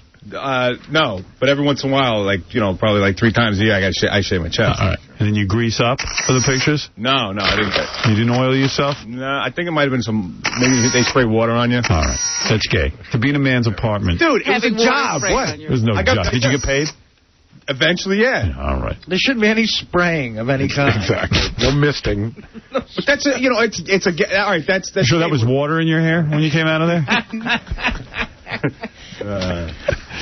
Hey, somebody dropped a load. But you know what's going to happen when he does come out? He's going to lose the gruff voice. He's going to be so effeminate. I just know it. I'm KC. I'm going down to the gym and going to lift my candlelight. We're going to put some semen water spray. I have pink barbell. Close your eyes. We're going to spray your face. Do you think he's going to be one of those guys? You ever see those guys married for 20 years with kids and then they end up leading the parade? Yeah. Absolutely. He'll be in the lead car in his thong. No, listen, I don't know whether you're gay or straight. I don't even care. I thank God you're medicated. I feel a lot better about it. How many of these pills are you taking a day? 1, but he says... They'll probably up it. Yeah, he says you have to... this or a combination or something. He's just trying this out at this point. How long does it take to take effect? He said 2 weeks. Do you feel better? How long have you taken them? A week, but then I didn't take it over the weekend. Oh, here we go. Why not take it on the weekend? Because I was on stage and I didn't want anything to screw me up, I thought you said it didn't work. No, but just in case something happens. If it doesn't work, then why are you taking it? Because he told me to. I'm supposed to. Yeah, so then take it like you're supposed to and see if it helps you moron. Now I am. Yeah, stop it already. I mean, you sound silly. He is so mental. Yeah. Oh, and you're not. So mental. No. You're like classic. Who in this room is not mental? You are classic. Me. Well, all right, Gary's the only normal one here. Okay, all right, we're all mental, but you just stay on your medication. Right. None of us have been on medication but you. And knowing what I know about this from John and stuff, Zoloft takes like 30 days to work. Right. And if you start skipping it, you're never gonna know the effect of it. So John knows more than... no, I'm just telling you, I know about the medication. It takes a month for it to work. The guy told me it takes 2 weeks. All right, but it doesn't work if you skip it. People are but now I know that. I didn't know that beforehand, but now I do. Okay. So wait a second. So really we're starting... Get off my back, I know. So really we're starting on Monday of this week is when you really start. Now we got to wait 30 days from Monday. I started last week. But you skipped days. Yeah, but then I started it again. Do you hear how dumb you sound? What? I took what? Now I know. I didn't know. Take it every day. I'm an experienced person with this type of thing. All right. Well, how experienced you have to be? Look at a calendar, and every day on it, you take it. You can't skip a day. I know that. You know what day it is today? Yeah. All right. What day is it? Today. What's today? Dude. What is today? Of course. I know what day it is. What day of the week is it? Tuesday. It's Tuesday. Did you take your pill? Yes. All right. You know what you got to do with tomorrow? You know what day of the week tomorrow is? Don't talk to me like I'm a retard. I know what you're talking about. Well, you don't know how to take your pills. I got to talk to you like a retard. That was just on the weekend. What is it, John? These kind of medications you got to take every day. Yeah, because they have to build up and stuff. Right. But you took it already? Because you're supposed to take it before you go to bed. No. No? They never told me that. Really? That's not what they said. Well, no, you might take it once a day. Yeah. It depends on the dosage. No, well, you're supposed to usually take it at night. What are you, a pharmacist? Yeah. Yeah, kind of. I've been on all these. I take a Zoloft and I'll whip it. Yeah, you know, if you don't want to take it on the weekends, what I used to do is try Percocet on the weekends. That's a good drug. That's the best drug ever. Yeah, but I say you're not supposed to take it with alcohol or something like that. No, don't. You can't stop drinking. He doesn't drink. No, I ain't going to stop drinking. Well, he likes his drink? He likes his Crown Royal. You drink? Yeah. Oh, yeah. Yeah, on the weekends, man. Oh, yeah. Well, on weekends, I guess you could drink. Yeah. You're not supposed to drink on that stuff, are you? But don't stop taking your medication. Just take it. And, gonna. Yeah, what difference does it make? Let's just get him to take it, then we'll work on the drinking thing. Right. But now you're taking it for depression then, right? I don't know. I don't care. You didn't ask why you're taking it? No, he told me. What led him to believe you needed to take this? What did you say to him that really keyed him into your problems? Well, I was there. He was asking me a whole bunch of questions for an hour. Like what? Like how you want to kill your mom and your brother? I don't want to kill anybody. Do you like penis? Besides you, do you know anyone else who's gay? If I could only find that special someone. You never think about guys? Dude, I'm telling you, as God is my witness. Do you like when the men at the gym look at you? Nobody looks like admire your body? Nobody looks at me. You know when you take your shirt off in the street and men look at you? Do you like it? Don't give a crap. Yeah. You know, his greatest time was in college when he was on the team and they hung out all the time. In the locker room, right? And in the shower. They got to be naked together and snap towels and let's sit on the bench and dangle. Hey, you know how good looking Casey is? The couple of women that work here, they were looking out the window. Casey gets right up to 6th Avenue, whips that shirt right off last week. I do not. Yes, you did, and I'll tell you exactly. These two women saw you, and they looked at each other, and they go, give him a raise. What? No, I'll walk home in a wife beater. That's what I'll do. No, a long-sleeve shirt. I don't take my shirt off walking down the street. Sure you do. No, I don't. You've told us you do. No, I did. Well, when I go to the parking garage, if I'm driving my car, I will. Because you're gay. Yeah. No, it has nothing to do with that. He wants the truckers to see him naked in his car. Dude, look at me. I got a long-sleeve shirt on. It's 90 degrees. I'm not going to wear it. So it's a shirt. Cover up, dude. We all know you're built. Hey, don't push him. No, do I look what I'm wearing. Look Stop showing off. Look how I dress. Look. Boy, if I had his body, I'd be naked walking around the streets. Howard, the guy's in like an incredible shape. Hey, Howard, me and Casey were going to go to Belmont and just walk around all day with our shirts off. Oh, what a sight. Like I'm behind line waiting to bet. Casey with his shirt off to me.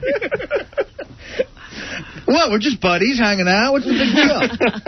Tell me the truth. I'm going to ask you a question, and be honest. I'm always honest. You and your friend in college would hold hands and walk around the campus, and if anyone called you gay, you'd beat them up. Yeah. At fraternity house, we do that. All right. Me and Buckethead. It's funny. We're proving a point that you shouldn't make fun of people. Hey, let's talk about our general manager, Tom, because we're in a real crisis here. So we had the blackout last week, Thursday, and Tom stayed at the radio station and did nothing except run up and down the stairs backwards. Yeah.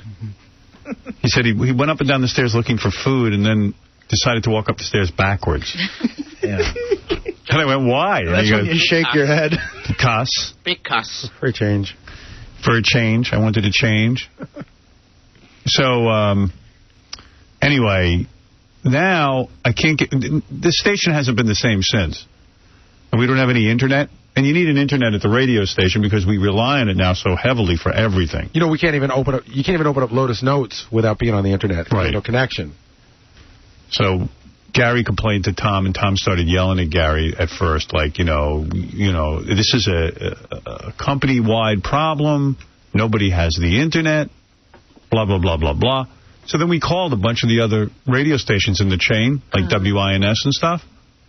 And they're like, we don't know what you're talking about. We've had the internet the whole time. Oh, dear. Because they make it a point to make sure they have the internet. So Tom told me this morning he said it's not company-wide. Now he changed. Yes. Yeah. No, he said it wasn't company-wide this morning. Right. But yesterday, I think some of the guys said it was. Right. But it's not. Then I wanted to get a hold of the guy that's in charge of the computers, because yesterday I couldn't get a hold of him, so I got a cell phone number, but that's not working. And then I was hoping he left me a voicemail, but my voicemail hasn't worked in a week. Oh, jeez. I'm not laughing. But all the other stations, in other words, it's got to matter to you. And this is what I keep telling Tom. It's got to matter to you that we are the only station in the chain that doesn't have computers, voicemail. He's saying that it's a Verizon problem. It's not. and that it's just isolated to our area. Our area. Then move, goddammit. How come our area is the only area? Do you believe that? Should I go upstairs and see if the people upstairs have internet connection?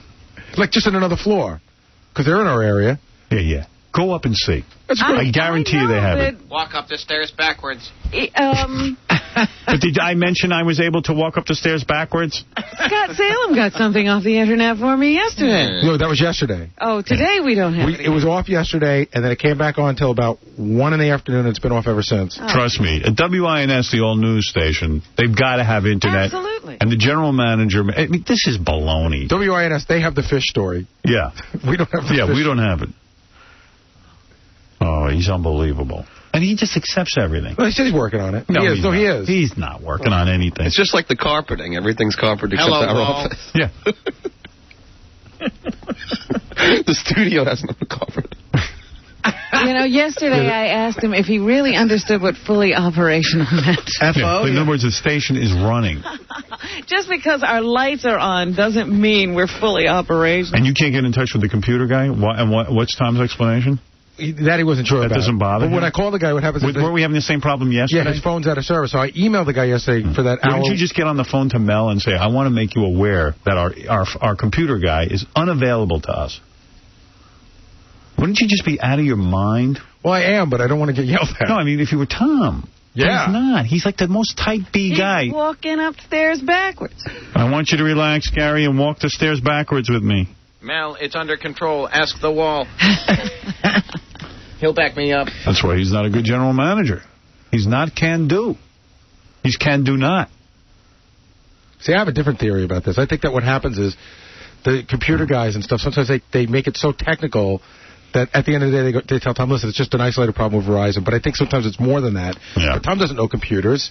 It doesn't matter. And he has to take their word What you do is you say, listen, this guy can't get it done. Give me WINS's guy.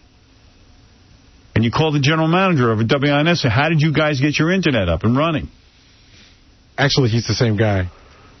Yeah, that's the point. How did you do it? How did you motivate? How do you get in touch with this guy? Why is the priority WINS? What, we're not important enough? We build more than those guys. Please. It's a joke. He doesn't know how to run this company. Joey, you're on the air. Yeah, Howard. Yeah.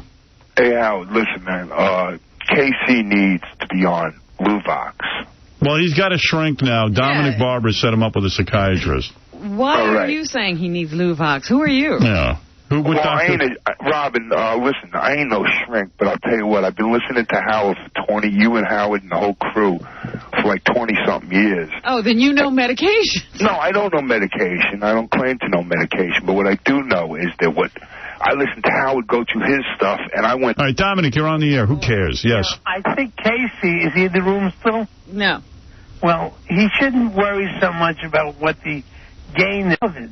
Right. The issue is to just feel better and deal with what's going on in his life. And right. If it should come out that he's gay, so be it. Who cares? Right. I think he's in the right place now to be all right with it when it happens to him. I think he can act that out with the psychiatrist. Yeah. I feel safe. I feel secure. Can I put on my dress? No, you're absolutely right. I don't really think Casey's gay. We're teasing him, but I do think he needs help. I think we're playing with fire, but... Right. Seriously, I wouldn't tease him so much about this. How much weight have you lost? I'm doing really good. Tell me. Well over 40. Way over 40. Is it 50? Like 41? Not yet. 40 and a half.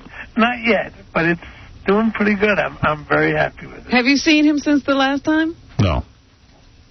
I saw him at about 30 pounds. Yeah, it's really doing well. So have you changed, like, dress sizes? Dress? Did you go out and buy new clothes yet? No, I'm not going to. I'm going to buy it in like another 20 pounds. He's going to be like Tom Hanks in Big. Right, he's going to have that suit just wrapped like a skirt around. Well, you know what I tried to do? I tried to wear a belt because I haven't worn one in about 10 years instead of suspenders. Uh-huh. So I put the belt on, like an old belt, and I really felt great. while I'm walking, I'm like trying to hold my pants up. I figured I'd walk into court, it would be the end of my career. All right, well, congratulations. All right, leave him alone. All right, thank you. Yeah. Well, there you go. That's update a little on Casey, update on Dominic. An update on our general manager, Tom.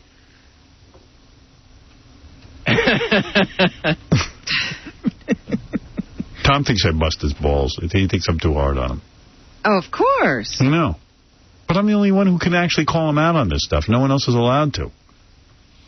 If it wasn't for me, Tom's life would be perfect. We wouldn't have internet for a year. He'd say, you know, you've been getting along without it. Maybe we don't need it.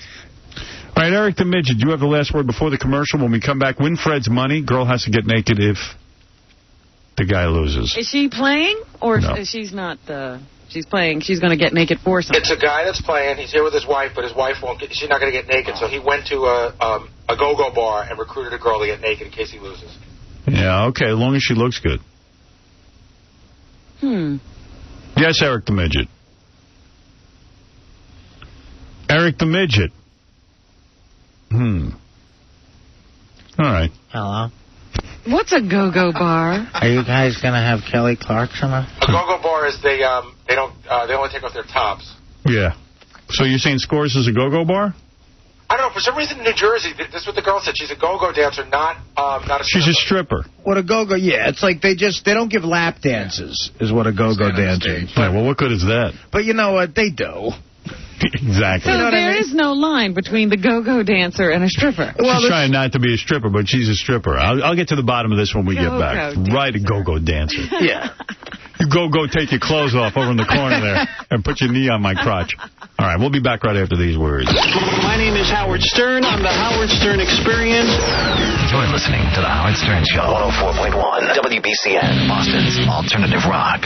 Just in from the Howard Stern Radio News Network. The Energy Council has released this tape of the incident that caused the Great Blackout of 2003.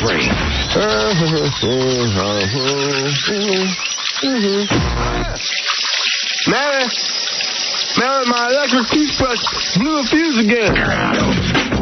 Howard Stern Show. All right, a little Baba Booey humor. They say the blackout was caused by his toothbrush. Check out part 1 of the intern beauty pageant. See my beautiful young interns compete for the most prestigious pageantry title in the world. Howard Stern Intern Beauty Pageant. See them get judged by a panel of overweight schlubs. They will sing. They will answer revealing questions. Plus, they're going to show off a lot more than we ever expected. There was underpants scene. Tonight on E! We're going to play Win Fred's Money in just a second. A couple of quick phone calls. People trying to get through. Steve, go ahead. Okay. Yes, Steve, you're on the air. Oh, hey, how you doing, Howard? Yes. I'm fine. Hello? Thank you. Yes. Oh, sorry, I didn't hear you. Heard a little something about Gary on Sunday. My friend was flying up from D.C., and he said because the flight was delayed, Gary was with his family throwing a little hissy fit, going on and on about how it's ridiculous, the flight's delayed, and like all this BS, man. Just making a fool of the show, I think. Is that true, Gary? You threw a tantrum at the airport? Absolutely not. What's a tantrum? The only conversation I could think that they were talking about was nobody at the airport knew what was going on at all, and the guy sitting next to me was a Gold Club member. He just picked up the phone and called, his Gold Club membership number, and they told him exactly what was wrong, that the power was out in Garden City. And I said, how ridiculous is it that you know what's going on, and the woman in charge of all of us doesn't know what's going on? But it was a conversation I had with the guy next to me. Yeah, but don't you think it's pretty much common sense? We had that big blackout. If we're in an airport, how would we know we're having a blackout? You saying Gary's a bad person because he was mad that the flight was delayed? No, it's just why give him a hard time if he knew there was a blackout on Thursday. But I didn't give anybody a hard time, and you got the wrong day. You're talking about Sunday. Yeah, that was Sunday. So, Thursday comes before Sunday. So when we're in an airport on Sunday, we're supposed to know after the blackout's done that that's what's wrong? But flights are still delayed. I know people that didn't get home until Monday because the flights were still delayed. Gary, you should be low-key at airports because you look Arab. Howard, I was. I'm sorry. Good, all right. Dude, we got on a flight at 3:30. All right, who cares? Lori, go ahead. One last phone call before we play Win Fred's Money with a $10,000 prize. Hello? Yes, Lori. Hi, I was just calling. I wanted to see, it has nothing to do with the show, but I don't know. I was calling, I wrote a letter about coming into the show. You want to be in the show? Yeah, coming on the show. Why do you want to come on the show? Because I watch the show, and you evaluate, like, models. I wanted to see, like, for the car model. You want to be a car model? Yeah, like, well, no, like the models that sit on the, like, on the car. You want to be a girl who Yeah. stands next to cars at car shows? Yeah, or, like, in the magazine. I don't know. You want to be a model. Well, are you good looking? Yeah. How tall are you? 5'7". Well, if you want to be a car model, you've probably set your sights low. I mean, you don't have to be... I've seen some of these car models, and I got news for you. Some of them are downright fat. You can find them anywhere, can't you? The lowest rung of the modeling industry is car models, or what they call, like, you know, like Budweiser girls. The girls who go to bars and they get $50 and they pretend to be from Budweiser and they talk to horny guys. Car model is pretty much the same thing. You stand next to the car, but usually a chubby chick in a bikini, and they'll pay you like $50. What made you think car model? Well, I'm not sure. I just would like to, like, do some, like, modeling, but I was thinking that because some... Do you have a gunt? But I don't know what to do, really. Do you have a gunt? A what? A flap of belly skin that hangs over your bikini? No. You got a good body? Yeah. And what about your lid, your face? How's your lid? I sent a letter with pictures and stuff. Why don't you work at Hooters? Go for a real job. Yeah. No, I was just interested in, like, I didn't think I was actually going to be on the radio right now, but, like, coming in. Well, you can come in. I can tell you if you could be a car model. I would think if you've got a vagina, you could be a car model. But maybe she could be something more. I don't think she doesn't know where she fits on the scale. All right, fine with me. Hold on. I'll schedule you in. I'll take a look at you. Bring your bathing suit down so that I can evaluate you. All right. Robin, as you know, over the years, I've seen so many women, I can instantly size up where they belong. You can put them where they belong. That's right. You go into that slot. I can place them. Hello. Hello. Yes. Phil. Grave. DeGrave. Who do you want to talk to? Phil. DeGrave. Phil DeGrave? Yes. Phil is not here. DeGrave? What are you trying to do? Make a check out of yourself? Who are you talking to? Who do you want to talk to? Phil. He's not here. Not the one that works there, DeGrave. Why don't you go and drop dead? The Howard Stern Show. It continues after these on 104.1 WBCN. Howard Stern. The Howard Stern Show. Scott, the engineer's son, making his jump into the music business. And what's happening? Well, hopefully he'll make a lot of money and get Scott out of the hole. Music the way you want it. You know, Scott is a disc jockey at bar mitzvahs, and he can play his son's music there. And he's creating a following for his son. That's exactly right. Well, good. Young Scotty Jr. is doing well. What's the name of the band? Give him a plug. Vertigo Blue. Vertigo Blue, after Howard told me to change the name. A song title which is a play on words about me, Happy Depression. Vertigo Blue? Vertigo Blue is the name of the band. Yeah. What was their other name? Vertigo Green. What was the other name that I hated? I forget. I don't know if they have. I don't know. I know the song is Happy Depression. Happy Depression, yes. I guess when you're Scott's son, you see a lot of that. Is happy depression? I'm happy. I'm happy, but everyone knows I'm depressed. I'm happy and sad. I'm happy, I'm depressed. Where's the happy? Vertigo has nothing to do with happiness. No. The name of the song is... That's the story behind the song, behind the music. Oh, it doesn't mean happy depression.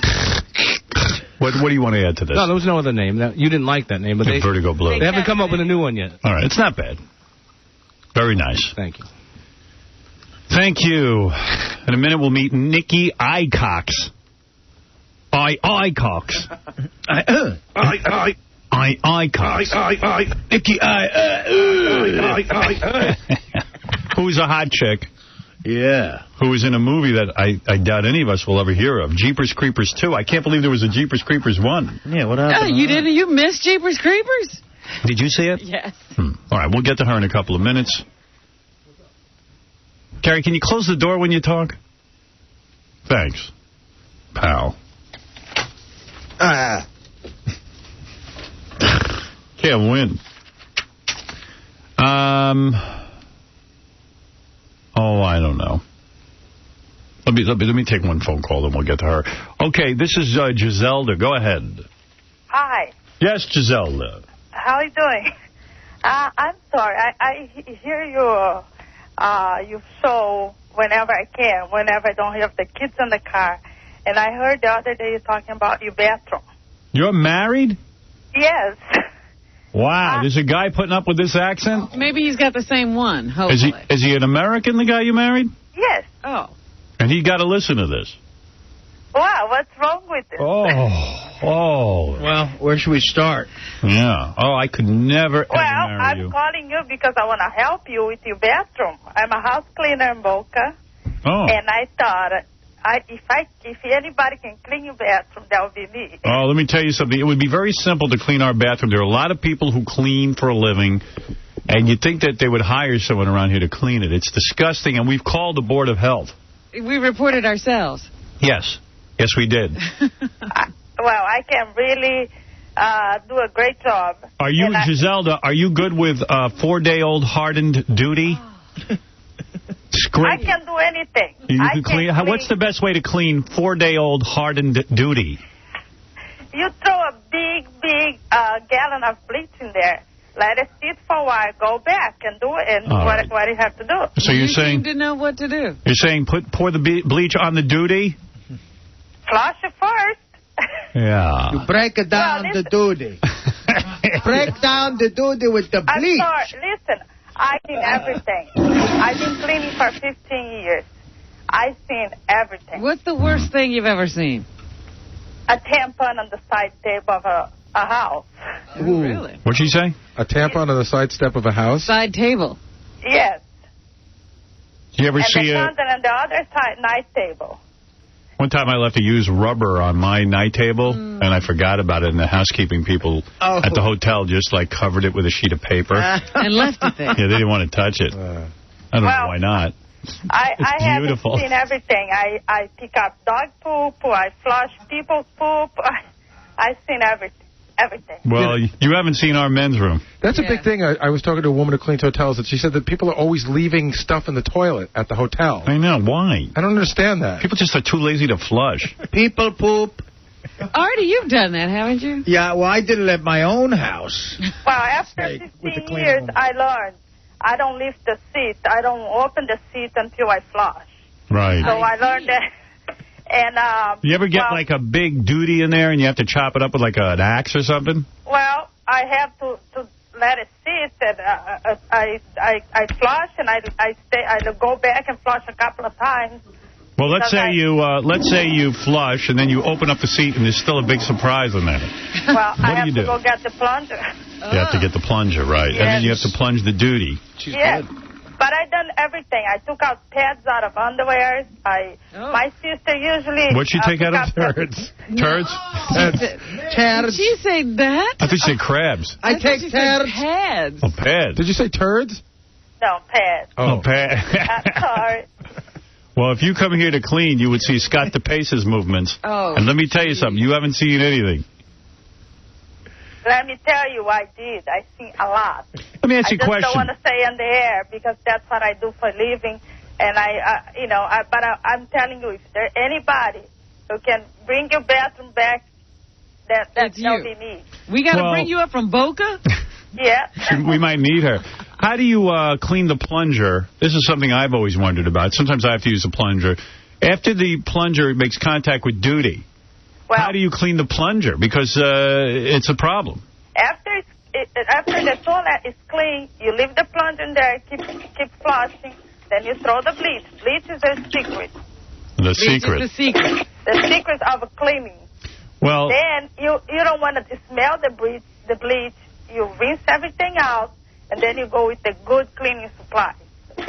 Well, you know, Scott DePace, our director, has big movements, and we had a cleaning person here who had to use 3 plungers. Oh. He broke the plunger. He broke the plunger twice, and then the third one worked. Well, I never broke any plunger, but I'm telling you. You know what I like about you, Giselle? I like the fact that you've got a job that a lot of people wouldn't like. You embrace your job. You seem to love it. She's proud. You're proud. I do. I take pride in what I do. The problem with this country is, you know, in Europe, you see a waiter, they're held in high regard. Service is considered an honor. You have a job that a lot of people would call lowly. I think that you have a joy of it. You enjoy it. You like it. You have expertise. And I'll tell you what, you're to be admired. Thank you. I mean, and I have 4-year-olds who ask me how come I like to clean. I said, I just like it. See, I mean, it's a joy for me to go into a store and look for what they have new for cleaning. What kind of woman are you? A white woman? No, I'm a Hispanic, Brazilian woman. Brazilian? Yes. You good looking? I'm a 5'2". I'm very short. I'm not a good looking. I'm not like the girls that you have in there. But I can clean your bathroom. You have to give a plug. I'm just register my company. I did this for many years in Brazil, and I came here and I see that it's a good business so far. And what do? You clean private homes? Yes. All different ethnic groups? All different. What ethnic group is the sloppiest? I don't want to say that. I'm sorry. You could say it. No one knows who you are. Well, it's everybody have everything in every ethnic group. Well, tell me, tell me what some of the ethnic groups do. I'm sorry. Who? Well, it's like younger people are sloppy than older people. Sometimes you find old people that think their house is clean, but it's really not. And, it's just... What ethnic group tips the least? Do you get tips? No, not really, but Americans are great. All right. I tell you what I'm going to do for you. I'm going to give you $500 cash, courtesy of Lionsgate Home Entertainment DVD Collection, the 25 years, Saturday Night Live, all the music, all the great skits from Saturday Night Live. It's a great DVD. Okay. $500 cash, because I like you. Thank you. I like you, too. You don't complain. What ethnic group clogs the toilet the most? What ethnic group? I don't know. I think when you're in a bachelor's house. Well, who leaves a cleaner bathroom, blacks or whites? Both. I never, I like you. I do. See, you guys can't make her Can't race bait her, no. All right, thank you very much. Hold on for your prize. Thank you. Even though talking to me is prize enough. She should run for governor of California. Fantastic. Hey, yeah. I went to something you asked me to do earlier today. We're talking about how we're having internet trouble, and it's, this building, or at least our company. So I went up to a fragrance company 2 floors above. They have a T1 line. They're up and running, and everything's fine. Yeah, of course. This is my point about this radio station and how it's run. It doesn't bother anyone that things don't work here. But Tom's been working on it all morning. Why do you always put that in? Because he's working on it all morning. She's been working on it since last Thursday when he was walking backwards up the steps. Tom should be working on the incredible people poop problem we have in the bathroom. Please, this company is so... Every radio station in the chain has internet service but ours. So what do you tell me? And then he goes, it's a Verizon problem. It's a building problem. He says it's a building. First it was a company problem. Turns out no one in the company had a problem. Then it turns out Verizon problem. Then it was a building problem. Yeah. Turns out no one in the building has a problem. And it was a Verizon problem. Well, okay, then get cable. We got a sponsor, Roadrunner. What does he do up there besides walk backwards? I said to the guy, what did you do in the building all Thursday when the power was out? I walked up the steps and got people lunch, and then sometimes I walked up backwards. I couldn't believe it. I thought they were putting me on. I thought I was being punked. You walked up backwards. In the middle of an emergency, you're here walking backwards? Why would you walk backwards? I'm on floor 8 trying to figure out which way to go. I mean, really, why would somebody walk backwards? I still haven't figured that out. And the company acts like this is normal. It's normal that there's no internet service here. All the stations have it. Someone said, well, what do you want Tom to do? I said, I want Tom to resign and bring in one of the general managers from any one of them, from any of the stations that managed to get internet service. walked backwards. Do you understand the stupidity in that? In the middle of a crisis? I said, why were you here during the blackout? What did you do? I walked up and down the steps. Okay, good. All right. You help people out. You fed them. Then he says to me, he should never have said this to me. I know. I couldn't believe he was admitting to it. Yeah, that was a shocker. He said, I walked up sometimes backwards. I said, why? Why would you do that? Why don't you just stand in the corner and go like this? He didn't have an answer. I said, what are you doing? Why? Why the madness? He's the nicest guy in the world, but it's time to step aside. It's time to step aside. Come on. His heart's not in it. He wants to do well. I know that. I don't fault the guy. He did stay here. You know who else wanted to do well? Fredo in The Godfather. You know, during 9/11, I hopped on one leg for an hour. I thought it would help people. Yeah, I wonder what Tom did. Tom walked backwards. I love the guy personally. I think he's a nice man. Nice man, means well. But you're talking about running a radio company. Dynamic, getting the company going. Doing dynamic things. But all right. Here's Tom talking to the wall in his office. I can handle things. I'm smart. Not like everybody says. Like dumb, I'm smart, and I want respect. That's all. Yes, 𝗻𝗲. 𝗻𝗲. Yes. Hi. Hi. What can I do for you? I don't know. That's all right. Let's figure out what I can do for you. We'll wait. Wait a minute. Maybe that was the wrong She's question. gone. Why did you call? Poor Arisa. Tom's Cancer. You're on the air. Howard, this is Tom's Cancer. Yes. I've had enough. I'm going back into colon. You're going to go back? See. All right. Ciao. Thank you. Tom's Cancer says he's coming back. Well, he's going into the colon this time. Right. Hey, by the way, that girl that's coming in, her name's not 𝗲𝗏. It's 𝗲𝗏. 𝗲𝗏? Nikki That's 𝗲𝗏? better. Let me meet this girl. I mean, I feel bad for her. I guess she wants a movie career, but she's in Jeepers Creepers, too. Hey, everybody's got to start somewhere. Oh, here's Tom. Uh-oh, I'm in trouble. I can see he's Don't mad. you have anything else to talk about? I'm sorry. I just am fascinated that you walked backwards up the steps. That's all. That's all. I don't get it. I mean, I've made a point of not listening this morning. I heard that. But this is like the third or fourth time people have said, hey, Tom, you know, he's killing it on the air. Right. So I figured, I mean... Let me ask you something. Is there nothing else for you to talk about? You're right. I know I'm a fascinating person. I'm sorry. I feel bad today. Yeah, I know. I'm sorry. Right. I know. Yeah, I know. I can see No, I do feel you're bad. bleeding from your eyes. I love you, but... Show me how you walk backwards. Would you mind? Would you walk out of here backwards? No. When you were in the middle of the blackout and you decided to walk backwards, that was how many times did you walk backwards? Just once, up the stairs up. Oh, the other times you walked forwards? Yes. Okay. Yes. Now, did you walk up however many flights? Yes. Backwards? Yes. Was there a reason? Yes. What was the reason? The reason was I was trying to work a different set of muscles. Oh, I see. You were incorporating a workout into your walking backwards. All right. Okay. It was for balance. Yes. By the way, do you want my help on getting internet service back into the building? You don't? No. You feel you can handle it? Yes. All right.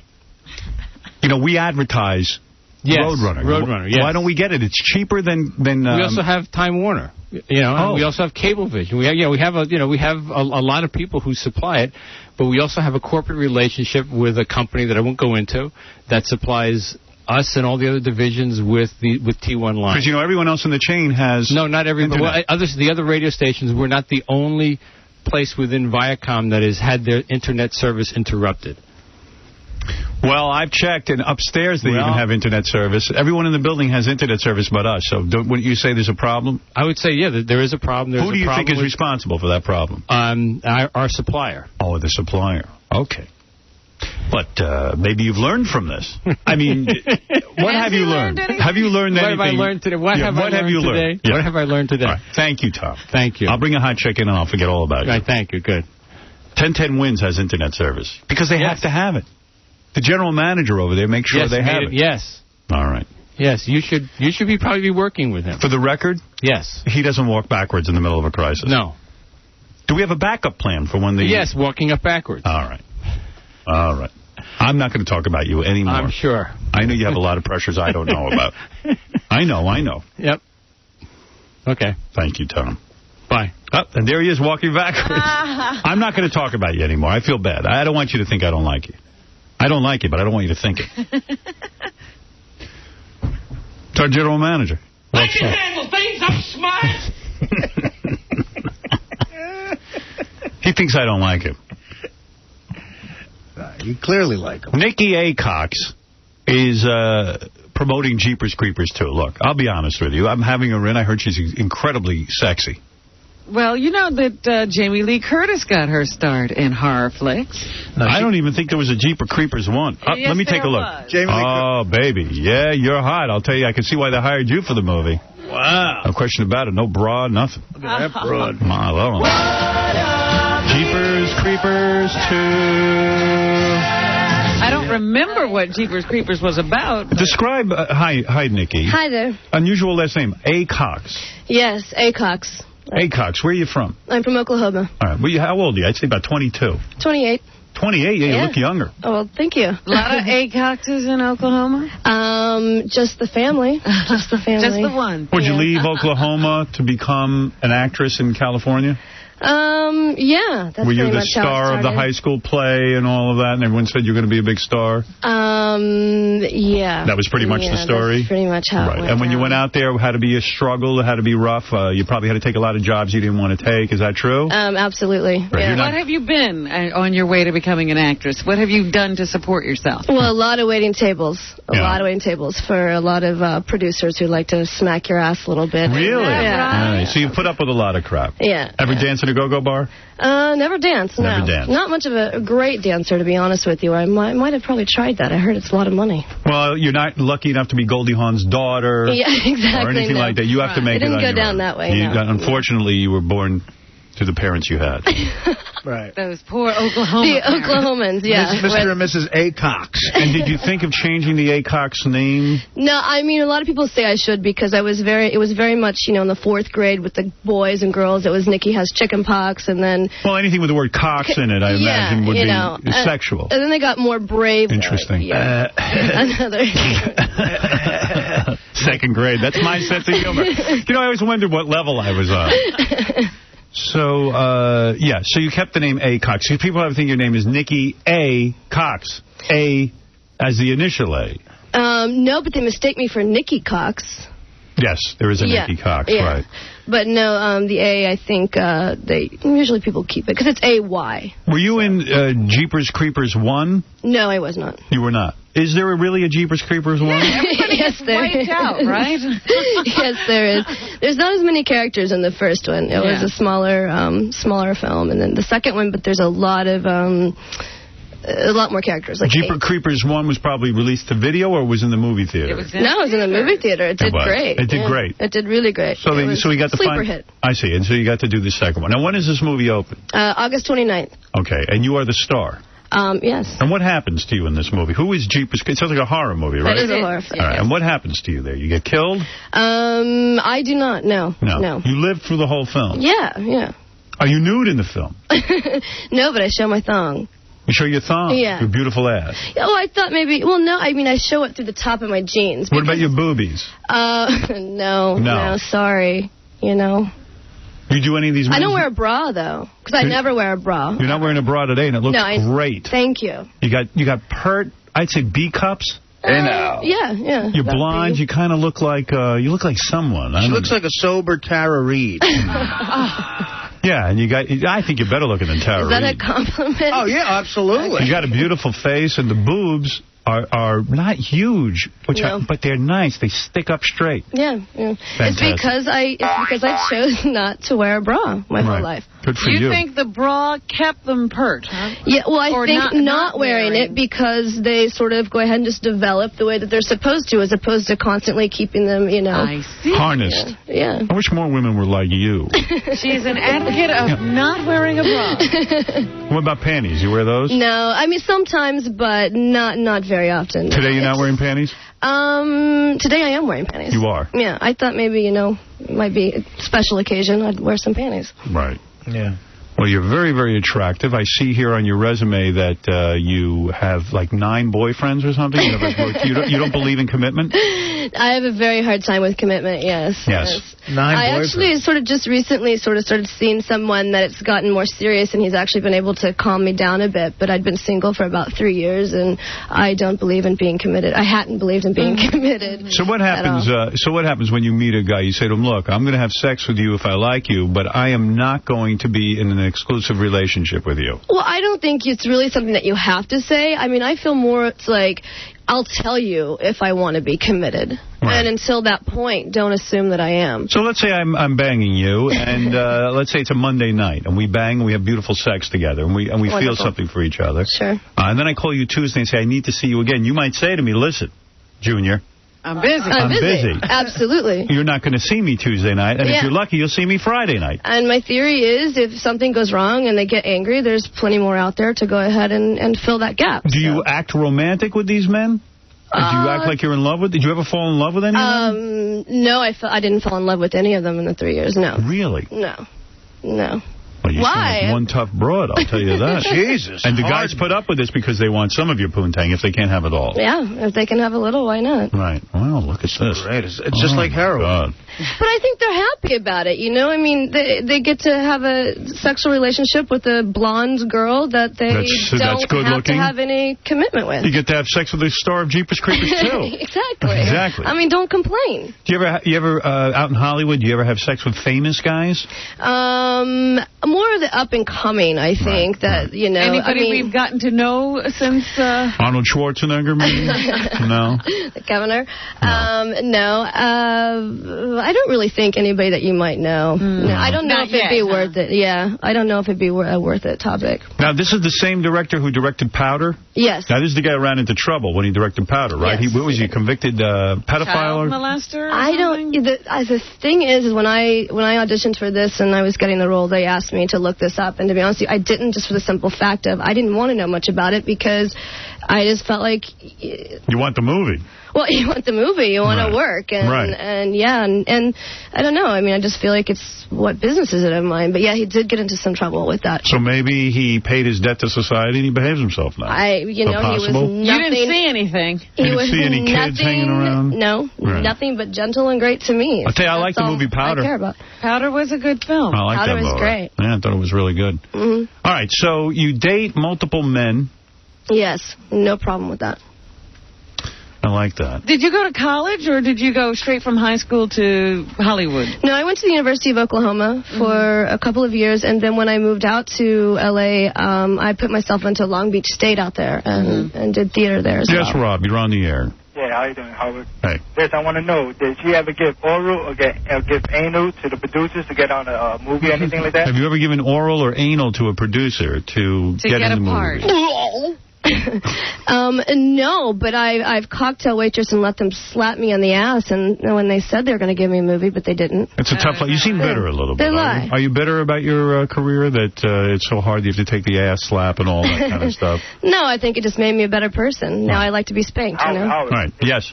Oh, sorry, I didn't mean to hang up on him. I didn't. I actually did not mean to hang up on him. I'm just so used to hanging up on everybody, I hung up. All right, so I'm trying to understand this. I'm a guy, I'm having sex with you, I'm falling in love with you. You have to give me a speech and say, listen, calm down, right?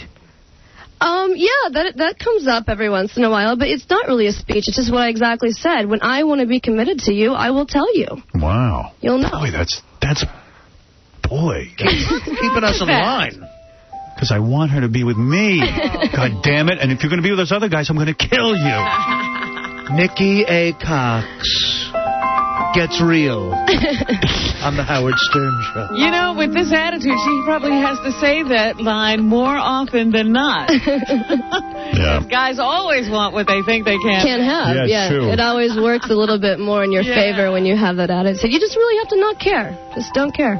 You know you don't care. You know his attitude she has a little bit is like a Lisa Marie Presley when she was in here. Like, yes. Really? Yeah, very sort of... Strong woman. So yes. I believe once you hit 30, that'll all change. I don't know. We'll see. Biological clock? Are you thinking of having children? No, I don't want children. Is no. that right? No. As of now, no. Wow.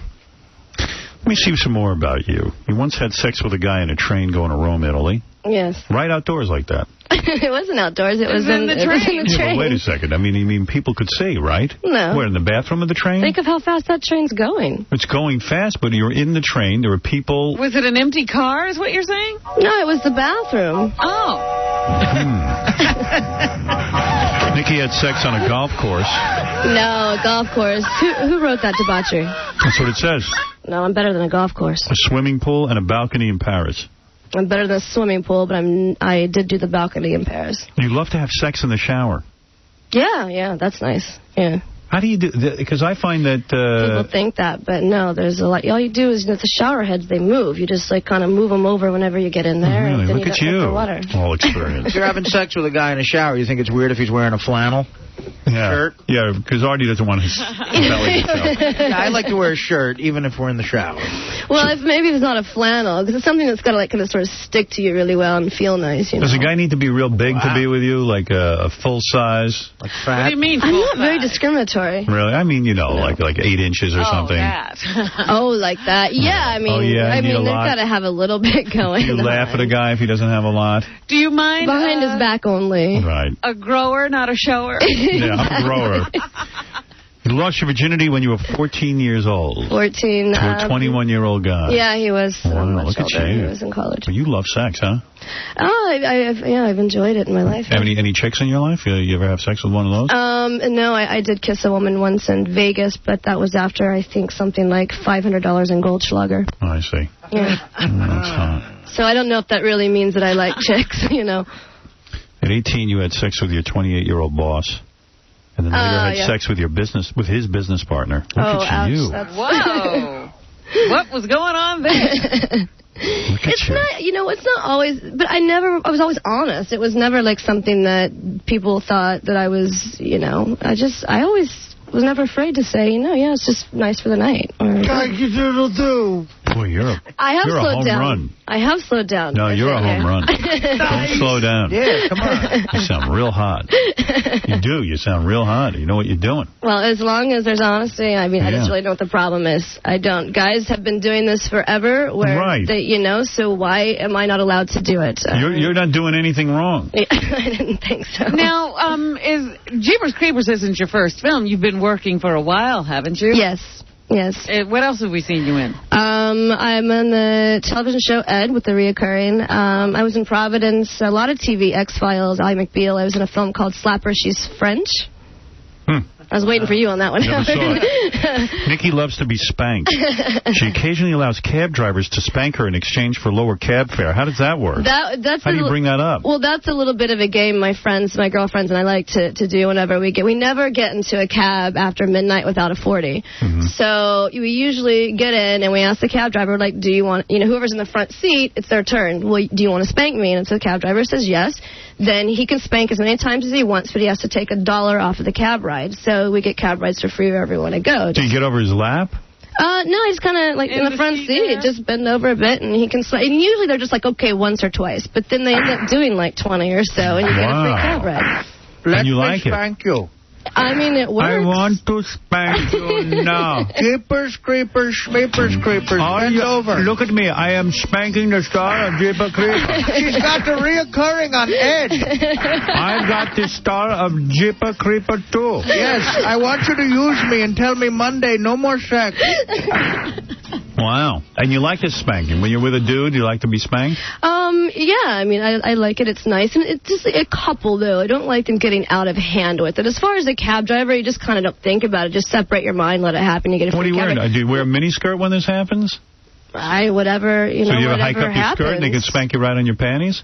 That would be fine, too. Really? God damn, you're a player.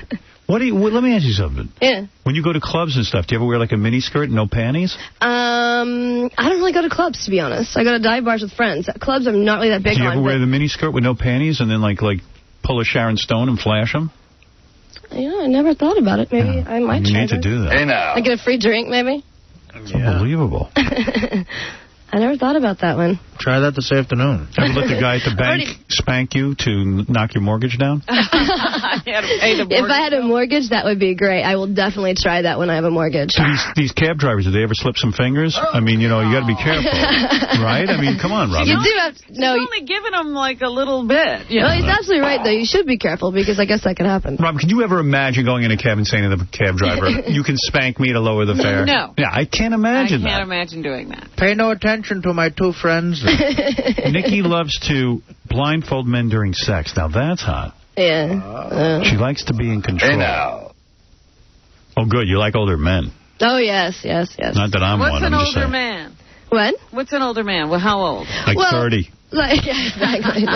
No, I had a German guy that I dated for just a little bit or whatever that I really thought was hot, and he was 40. Oh, yeah. 40's older. Okay. Yeah, that's an old bag. A couple of girls have asked me to blindfold them during sex. Which yes. was a weird request. Practically every girl. Well, I dated a German guy once, and... Oh, sorry, I didn't realize you were on the mic. So, you once attempted to have sex on an airplane. You haven't... No, that's not true. That's absolutely a lie. I've never tried on an airplane. Your boyfriend I have no started problem. to use his hand on you. That wasn't sex, though, but that was, yeah, I kind of got into that, but I think he got embarrassed and he stopped, so I broke up with him the next day. You get angry with a man when you don't have an orgasm. If he finishes too fast, you're really pissed. I have a very big theory on this. I would really like for somebody for me to come up with the name for blue balls that's equivalent to women. Can I tell you something? Let me tell you something. Let me explain the world to you a little bit. What you have between your legs feels very, very good. Yeah. And sometimes it feels good. And you know what? We can't control. You think it's a thing we can control. We can't. But you see what she's saying, then you leave her in a world of hurt. Well, then I'll take care of you with the vibrator. Well, see, a lot of men won't do that. I'll do that. That's what I'm saying. Or I'll leave one by the bed. You take care of it while I sleep. Yeah, you're already sleeping. And you hear this thing all the time about guys when you're younger. How long does it take you to get off? I mean, what do you need, 10 minutes? No, I'm never necessarily a long person. No, I can do 10, 15. 15? 20. What planet are you living on? 20? Who's banging you for 20 minutes and holding out? Blue balls for women is called bitter bush. Blue balls for women. It's called I got to go to work, honey. Right.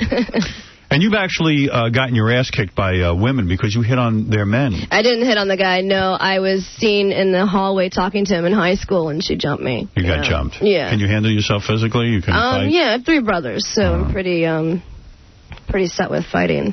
But, I mean, I can lose just like anybody else. Yeah, but, I mean, you're pretty open, and, I mean, is your family okay with your... I think they just look at it like that's Nikki, and they're very open, direct people as well, so I don't really think it's much of a problem. Yeah. No. I like you. Thank you. Dave, you're on the air. Hey. Hey. Oh, this girl's a whore. Why? Why is she a whore? Dirty, filthy slut. Why is that? Listen to her. She takes it. Listen to her. She's worse than Beth. Oh, how dare you. Beth is another dirty whore. Oh, my God. How dare you. Sorry you feel that way, Dave. I'll never recover from this. Come on, You're Danny. a little slut. Shut your mouth before I stick something in it. Oh, yeah. Give me $500 now, you bastard. All right, let's go to Matt. Hi. Yes, Nikki. Matt. Yes.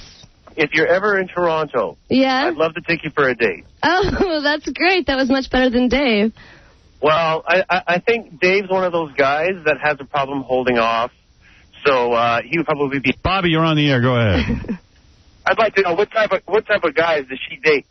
But they got to be millionaires. They got to be boat loaded. No, I don't discriminate. You don't discriminate. So you go out with a guy. Funny. I just like a sense of humor. I like a really good, sarcastic sense of humor. Yeah, but what about looks? Are you into looks? No, I don't really. No. Somehow I don't believe that, Howard. So what is this? You're going to be in Playboy. You're going to be featured in a... I am. I'm in the September issue. What do you mean? Like a layout? No, I'm in the... There's like a page or whatever in the beginning of me called in the Babe of the Month section. Are you topless in that? I'm topless, but I'm like... You're covered. Yeah, you're covered in certain ways. Not much, but covered. Oh, good. My ass is hanging out a bit. We see your ass? A little bit, yeah. Oh, hey, nice. now. Sweet. I'll have to take a look for that. Yes, Alan. Hey, tell this little whore to get off the damn air. She's nothing but a little whore.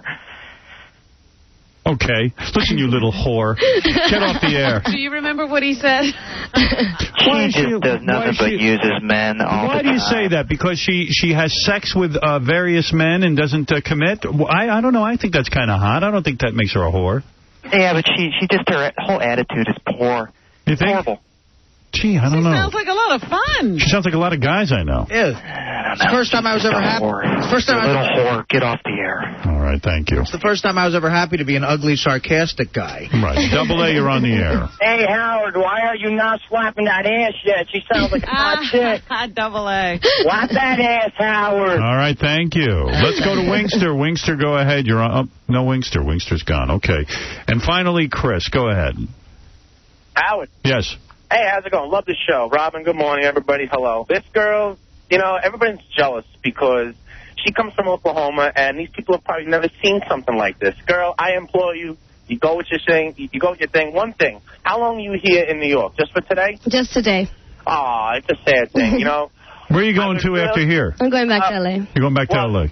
I would love to see you before you go, so I can give you a piece of New York to take back with you. Thank you. Man, you are so generous. Thank you. Let me tell you something, baby. I think you're kind of hot. Thank you. I like the top you wore. Thank you. I don't know anything about Jeepers Creepers. It's a fun horror flick. Fun. Yeah. Yeah.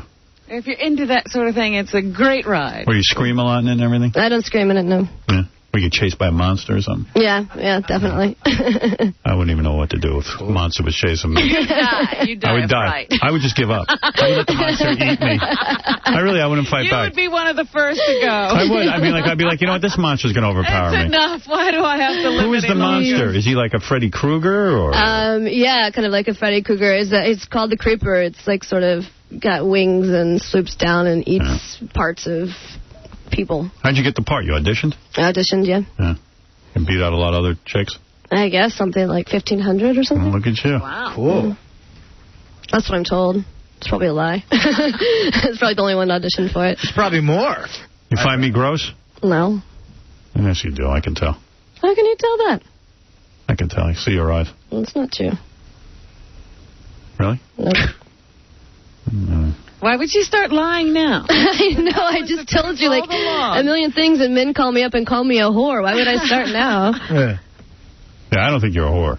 Thank you. I just think you're a little slut. I'm just kidding. I'm kidding. Well, let me tell you something. I know when a girl really likes me. Your clothes are still on, so I know you don't like me. That's all. That's not true. That's a bad deception. I wish you a lot of luck. Thank you. Who knows? After Jeepers Creepers, I mean, some big-ass movie could come along. You never know. You just got to keep plugging along and letting guys spank your ass. Thank you very much. Right. But you're done waiting tables. Is that it? Yes. Yeah, all right. You got an agent and everything now? Yes. It's all going Taken well. care of, yes. All right, good. It's a big pain in the ass, show business career. It's hard. It's hard to break in. Only if you're like Goldie Hawn's daughter. Right. Then you get, Then you get all your choice parts. Or if you're Gwyneth Paltrow and your mother's. You get ushered right up to the front of the line. Exactly. Yeah. I appreciate that you're plugging along there. I appreciate you coming in here wearing no bra. I appreciate it all. I really do. Well, thank you very much. And there are 200 cabs outside our studio lined up waiting for you. Waiting to give you a free ride. Yeah. All right, we're going to take a break. When we come back, Robin, we're going to do the news. All right. So where we're going to comment on everything that's going on around the world. And we will fix all problems. see 𝗦𝗵cie 𝗶𝗿𝗱 and Jeepers Creepers 2 opening August 29th in theaters everywhere. We'll be back right after these words.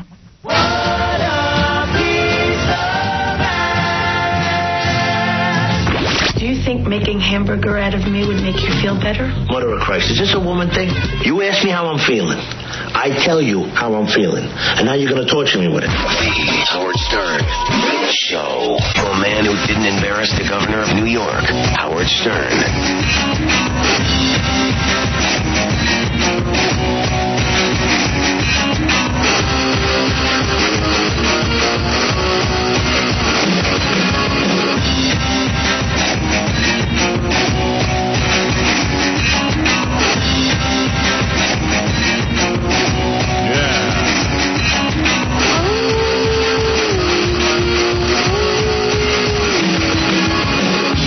Radio.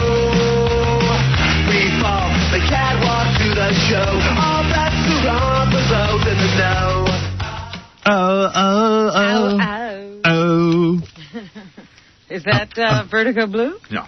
Oh. No, they've retired. They're already done. They're done with their career. Talk about women changing after they get married. Are you doing that story? No. Some woman went berserk after she got married? You know what? I was sitting there just reading that story, and I was wondering whether to bring it up. A Connecticut bride from hell wound up in a cell after flying into a rage at her reception, lobbing wedding cake at her new husband, smashing flower vases, and then trying to bite the cop who tried to cart her off. I was going to say, I mean, after your wedding ceremony, if this is what your bride turns into, what do you do? I think you should have the right to annul. Yeah, right away. Everything was going fine until 4 in the afternoon when the bar was closed. Recalled Helmar Wolf, co-owner of the Mill on the River Restaurant in South Windsor. And, people just kept trying to steal drinks from the closed bar. That was the first thing that happened. But that had nothing to do with the bride. While he was trying to keep people out of the bar, all of a sudden he noticed the bride lobbing wedding cake at the groom. Why? They were having words, I guess, as they were trying to get into the car and leave. And she took all the vases out and threw them against the building. There was glass all over the parking lot. Then she drove on top of the car. She dove on top of the car, landing on the hood. Yeah. And then she fell to the ground. And then this is where things got a little bit out of hand. Then she got up and walked away with her wedding dress over her head. That's hot. Yeah. Then you got a big mugshot of her in her bridal gown. Yeah. Because the cops had to come get her, and that's when she got rough with the cops and tried to bite one of the cops who was trying to, I guess, get her under control. Mm-hmm. She was charged with disorderly conduct and breach of peace. But they're already on their honeymoon. So he continued to leave with her. Cindy Adams, that big yent, is saying that Chris Rock was asked to do the Academy Awards, and he turned it down. He says, I ain't going to do that. Because it's for old guys. Yeah, for old dudes. I don't blame him. It's such a stuffy event. It's very hard to be funny. And you got to cater to Hollywood. Yeah. Oh. He doesn't want to do that. No, he's going to do the MTV Awards. That's his speed. Yeah. Yeah, see? He's great at that because he F's with all the... Right. The celebrities. Yeah, I think he's terrific. I think Chris Rock is a real good MC and a real good stand-up comic. Yes, he should stay out of movies. Yeah, that's the thing. How do you goof on people after you make head of state? You know what I mean? Yeah, that's tough. Like when he gets up there and starts saying, hey, what's wrong with you, J-Lo? And like, you made Geely. And then like, well, dude, you made head of state. You could name a bunch of things.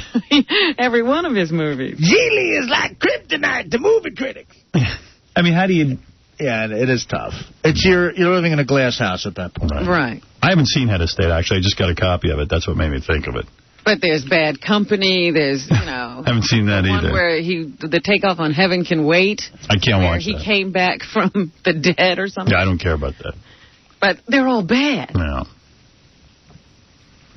Yeah. Even the Mel Gibson one was bad, right? The one where he... Oh, the 48 hour... I mean, not 40... Lethal Weapon. Yeah. Yeah. See? Well, I mean, I love Chris, man. I think he's the top comic right now. Yep. Hey, Pat, you're on the air. Hello.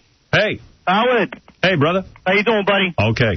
Let's see. I was calling because, first off, I just want to say me and my friends we're off in Boston here. We're big fans of yours. We have been for years. Thank you. My buddy got married about a week ago, and we planned on coming down there to New York for the bachelor party, which we did about 3-4 weeks ago because he wanted to go to Scores. Right. Because you talk so highly of it. You're damn right. Well, let me tell you, we were disappointed. We stayed 25 minutes and left. What happened? Whoa. Don't call my show. Hey. Junior. Don't call my show and start bad-mouthing Scores. You got to be out of your friggin' mind. I just wanted to say that we were kind of disappointed. Maybe we're spoiled because up here in Mass, the laws are, the girls are full nude at the clubs here. Well, hey, I can't... There was only topless, but, I mean, out of the 15, 20 girls that were on that Saturday night, there was only maybe 2 good-looking girls. Oh, you're killing me here. Get out of here. Don't call up here saying stuff like that. Hey, you know... Oh, man. Sorry the girls aren't hookers. Get the hell out of my life. Who needs you? Beat it. Leave me alone. What, is he crazy? Why would you badmouth Scores? I don't know what his agenda is. Guys have gone insane. Yeah. Oh. Shut up! Right. You got to be kidding me. Scott, my microphone is not the same as it used to be. I want compression on this thing. Scott! You fix that by tomorrow. Right, Robin? That's right. Get on it now. Don't stop until you're done. Even if it takes all night. Right. Get to work. Keep Tom here if you need people to run for food. Yeah. Tom will run out and get you some eats. Greg, you're on the air. Hey! Hey-oh. This is Greg down in Memphis. Howard, you got to give me a second. I got to try to sweep Robin off her feet. Robin, I'm telling you right now, darling, I've been watching you on Ian since you lost that weight. Now, I know down here, down south, it's a little bit unorthodox, and it's, you know... What is this guy doing to me? He's ruining my show. Thank you. Mingle with the animals. What do you... I don't know what you're saying. What did he say? Terrible. You know, to have a black and a white person having sex together, that's like being with an animal. That's bestiality. Come on. He knows that's unorthodox in the South, but he's feeling that way. He's got jungle fever. You're right. He has jungle fever for you. You're right. You lost the weight. Okay. In that scenario, though, sir, you're the animal. Okay? Stephanie, go ahead. Before I do the news, you can have the last word. Hello? Yes, Stephanie. Hi. I have a question. Yes. Hello? Yes. Okay, sorry. I have a question. I have a friend that's in a band, and I'm willing to do basically anything to get his song on the radio. Is that possible? No, you're not. You're lying. You're not willing to do anything. Would you come down here and give all of us oral? Well, I'm in Missouri, but if I had the money to fly out there, then yeah, I would. I'm willing. I would do anything. How old are you? I'm 19. You're going to come down here and give us all oral? If I had the money to, I would, but... That's me, Artie, Benji, Fred... Robin. Casey. Oh, God. Stuttering John, Tom Chisano. Steve the engineer and Scott the engineer. Is that it? Oh, not Will and Jason? No, never Will and Jason. I'm not going to make anybody do that. They're too busy. Yeah. What about J.D.? And J.D.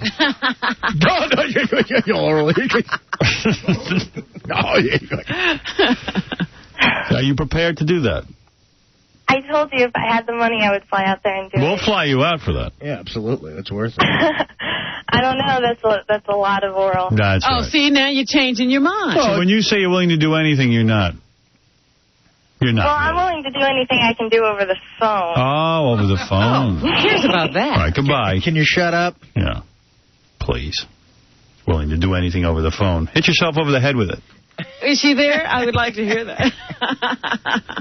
Robin, what's in the news?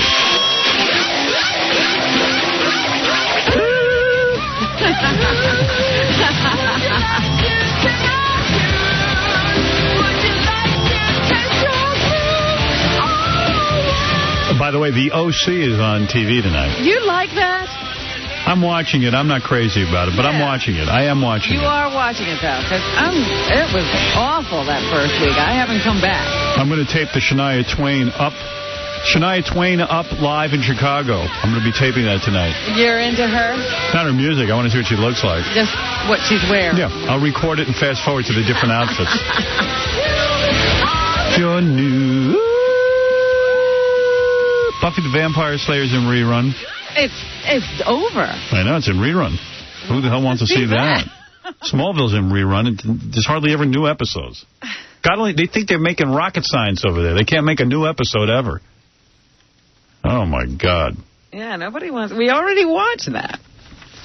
Superboy better not come back in high school. That kid looks about 40 now. You know, they can't... These high schools are lasting longer and longer. You know, it takes people about 6-7 years to get through high school now. I'm in the middle of producing Porky's, and we're not done with the script yet, but I got to tell you something. I'm going to cast real teenagers in a teenage film. Yes, please.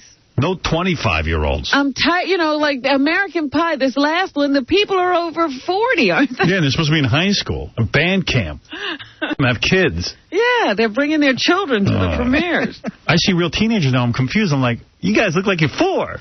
That's right. You look like babies. Because I mean, Porky's going to have real teens. Yep. There's another film I'm going to produce. Hopefully I'll be able to do it. I'm in the middle of trying to get it. What's and I'm not going to talk about what it is. Is this the one that you said was really creepy? Yeah, very creepy. Yeah. But it calls for teenagers. I got to use real teenagers. I mean, you can't use these. Why do they use 30-year-olds to play teenagers? I don't know. They're nuts. Beats me. Maybe they want nudity or something. I don't know. Maybe, see, that's the thing. I'm going to try and get like a 19-year-old. They could be naked, 18, right? 19? Yeah, at least somebody in the age range. You think they're afraid teenagers can't act or something? They can act. Of course they can. Any imbecile can act. Yeah, they could probably act better than adults. I mean, we're not talking Shakespeare here. Well, we are talking Porky's, though. I know. That is a classic. If you ever watched the real Porky's, the original. I haven't seen that in a long time. Some of those guys look like they're 40. Yeah, those were old-looking high school kids. You're damn right. They look like they actually could go into the bar and get a drink. Yeah. They're not going to be carded. I don't think high schoolers shave. They just start to have like those little Puerto Rican-looking mustaches. The peach fuzz. Yeah. Some of them do, but it's rare. You know, and it can't be tough to find teenagers who can. I mean, Dakota Fanning's 10 years old. She acts just fine. Yeah, so if she were a few years older, what, is she going to forget how to act? Exactly. Maybe I'll throw her in Porky's. She'll be ready by then. I should get 12-year-olds. Anyway, Robin, what's in the news? Well, the 78-year-old woman survived for 4 days in a ditch. Did you hear about this? No. 78-year-old diabetic woman fell into a ditch and survived in the woods for 4 days through hail and lightning before she was rescued. This is down in Kingston. Remarkably, the doctors say she only had a few bumps and bruises. I don't know exactly how she fell into the ditch. She was at a mall. And her friends started to get worried about her because she never returned from this shopping trip she went to. And it took, I guess, a while for the people to find her because the ditch was kind of deep. She lost control of her legs and tumbled into the ditch in the woods near the mall. Whoa. Spraining an ankle. She could not stand up. And for 4 days, she just had to lay there. And it rained on her. It did everything. But, you know, she didn't get crazy. She did say that she talked to God while she was in the ditch. What did he say? During the thunderstorm. And she didn't tell us what he said. But she recalled that the ditch was deep, and that's why it took time to find her. Finally, the security guards at the mall found her, and she's been in the hospital. They're probably going to keep her there for a day or two more, but she's going to be okay after that 4 days of exposure. There's a new product headed this way from Japan. It's called Bowlingual. Bowlingual, yeah. It's a thing you put on your dog to interpret his barks. Wow. The people in Japan who created this claim that they, you know, listened to the barks of 80 different breeds of dogs to determine exactly what each bark would mean. So silly, isn't it? And you put this little sensor on your dog, and then when the dog barks, you have a little handheld unit that will read out what the bark means. Yeah, I think you'll know what it means. I don't think you need that. It has a price tag of $120. It was a very hot item in Japan. They sold 300,000 of them there, and they expect it to do very well over here as well. There's also a... You think we're as big idiots as the Japanese? Yes. Okay. Definitely about dogs. All right. There's a new move afoot in resorts, plus-size vacations. Oh, you're kidding me. You're kidding me. What's a plus-size vacation? Well, there are places opening up in, you know, Mexico and other... these properties cater to... plus-size travelers. The guests get generous proportion, get comfortable chaise lounges. You know, they're bigger than the normal chaise lounges. Armless benches and reinforced king-size beds. And extra big meals and stuff. Door frames have been widened, and dining room chairs have been expanded. Oh, my God. In addition, the staff has been trained to be sensitive to overweight clientele, so they don't feel that they're being judged when they don swimsuits or make a second trip to the buffet. Wow. I don't know. That doesn't sound good. That sounds like, an enabling kind of thing to keep people fat. Yeah, but can you imagine? You don't want to be at that resort when they're there. Because the sights must be incredible. And I don't guess you can train the other guests to be as sensitive. So I guess now we're segregating fat people to go to their own resorts. Artie, you want the number? Yeah, I'll take it. I mean, anything could help. Roseanne has canceled this cooking show she was supposed to be developing. I want to go on one of those and, I'll feel so good about I'll be like Superman there. I'll be like, you know what? I can control my eating. Right. You want to go to the fat resort? Yeah. No, I'm telling you, man, nothing makes me feel better than a guy fatter than me. Because, you feel in control. I'd say, hey, I've got superpowers. I can actually control the amount of food I put in my mouth. Yeah. Artie, you walk by those people and say, that guy would like to be me. Right. No, exactly. Right. Artie looks somewhat human. Anyway, you were saying. Yes, Roseanne had this plan. She was going to do this reality show about developing a cooking show, and then they were going to start this cooking show on the ABC Family Channel. Except Roseanne didn't realize reality television is pretty much over. Yeah, she's on the end of the wave. Nobody wants to sit and see another sort of reality show where you follow people around in real life. But not only that, she was working with people who could never develop a show. Right. And she's now announced that she has to have surgery. She's going to have a hysterectomy. Put it on the show. Yeah, that sounds fun. Well, that sounds like a good reality premise, but ABC decided to kill the cooking show because they don't think they'll make the date for when it was supposed to be aired on television with the way things were going. So they've killed the cooking show just as she announces she's got to have a hysterectomy, and they're thinking that ABC will probably be killing the reality show series soon as well. Yeah, and all of that should be going on the show now. Like this week you should tune in and she should get the news that they're not going to run her show. Well, that would be real, wouldn't it? Yeah, but then those are not reality shows. Roseanne's aware there's a camera on her. She would never plan a TV show having all her family members. Right, her sons are creating the show. Yeah, I mean, come on. The whole thing's just staged for the camera, and she should have done a reality show. Should have been live. Oh, for God's sakes, the whole thing's so silly.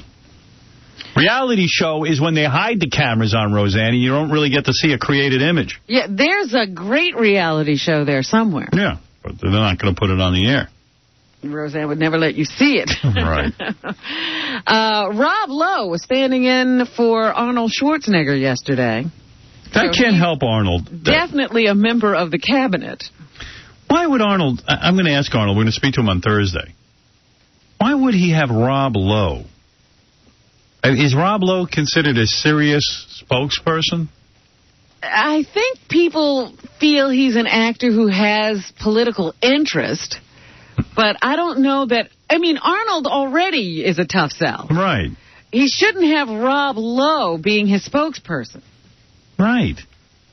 I wonder what's going on there. So far, Arnold has only given 2 3-minute press conferences. He will be speaking here at length. And has talked to no California reporters.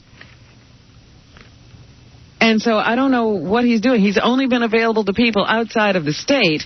And he's been closeted now for several days. Everybody's wondering what his views are on any number of things. This is why he's getting this moniker, the Phantom, because now he's completely disappeared. Well, because he really needs to go formulate an opinion on things.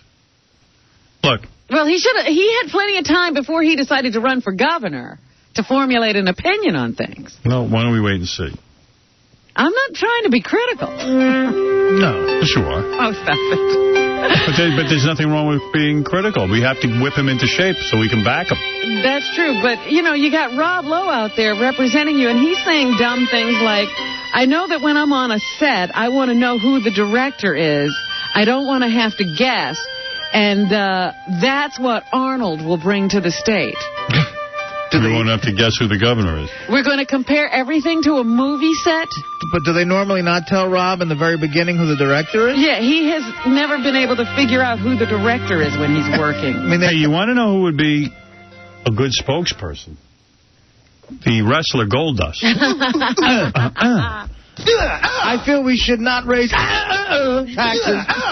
I love Goldust. We got to get him back on. He's my favorite. Your good friend Booker T said that on a recent interview that good old Goldie wasn't quite right. There's also been rumors abounding that you have some neurological challenges you're trying to overcome. How do you address those rumors? Well, there's been a lot of rumors for a lot of years about Goldust not being right. And as far as Booker T's concerned, he's my best friend. He's been my supporter. The fans have supported me through thick and thin. Excuse me?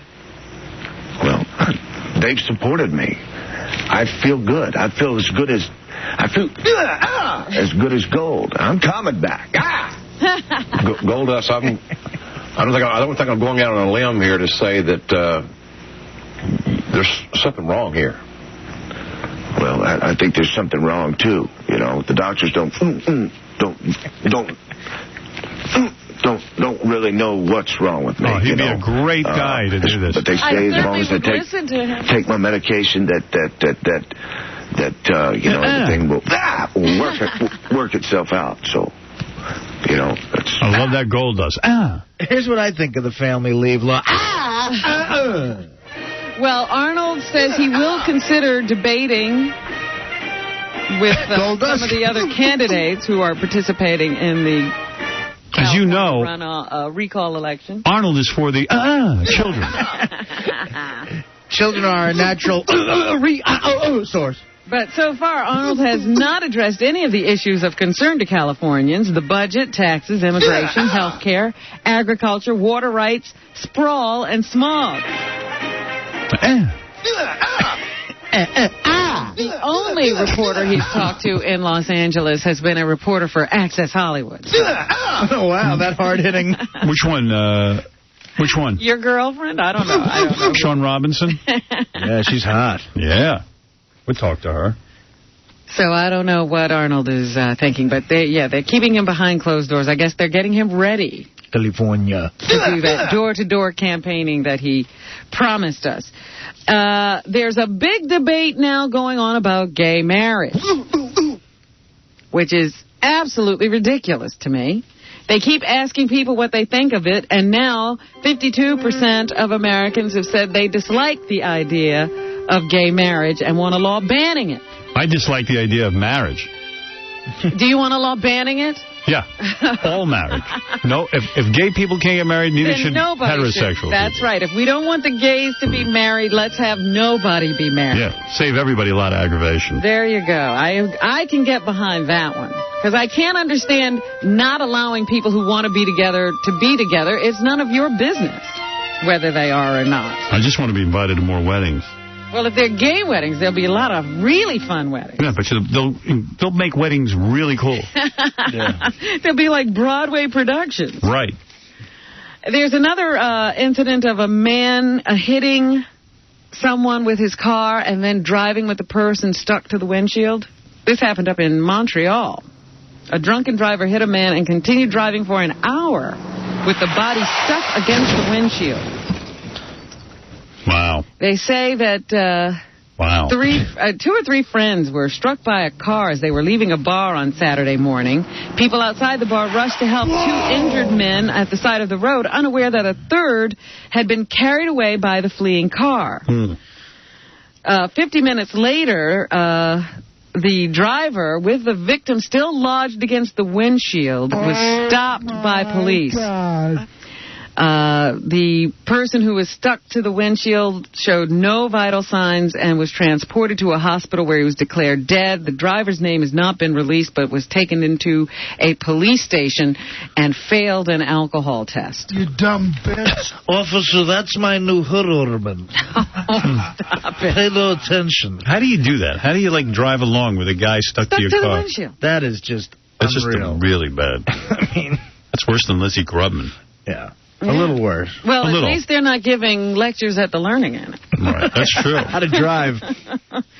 Talked about this a little earlier. Rocker Dee Snider's brother-in-law was shot dead on the streets of Midtown yesterday as he was walking to work. Vincent Gargiulo, who was 34, is the brother of Suzette. Dee Snider's wife, Suzette. Everybody knows Suzette. The front man for Twisted Sister. The cops say he was on his way to his construction job. Seems that a man was waiting for him, and when he rounded a corner, he got shot right between the eyes. It's scary. So they're still trying to figure out exactly why and what that's all related to. Dee and Suzette were at the police station and were assisting the police with anything they might know that could have led to this horrible tragedy. Sammy the Bull Gravano seems to have just missed being knocked off by John Gotti after taunting the family. Back in an interview a few years ago, he dared the Gambinos to send someone after him to kill him. He said he'd send them back in body bags.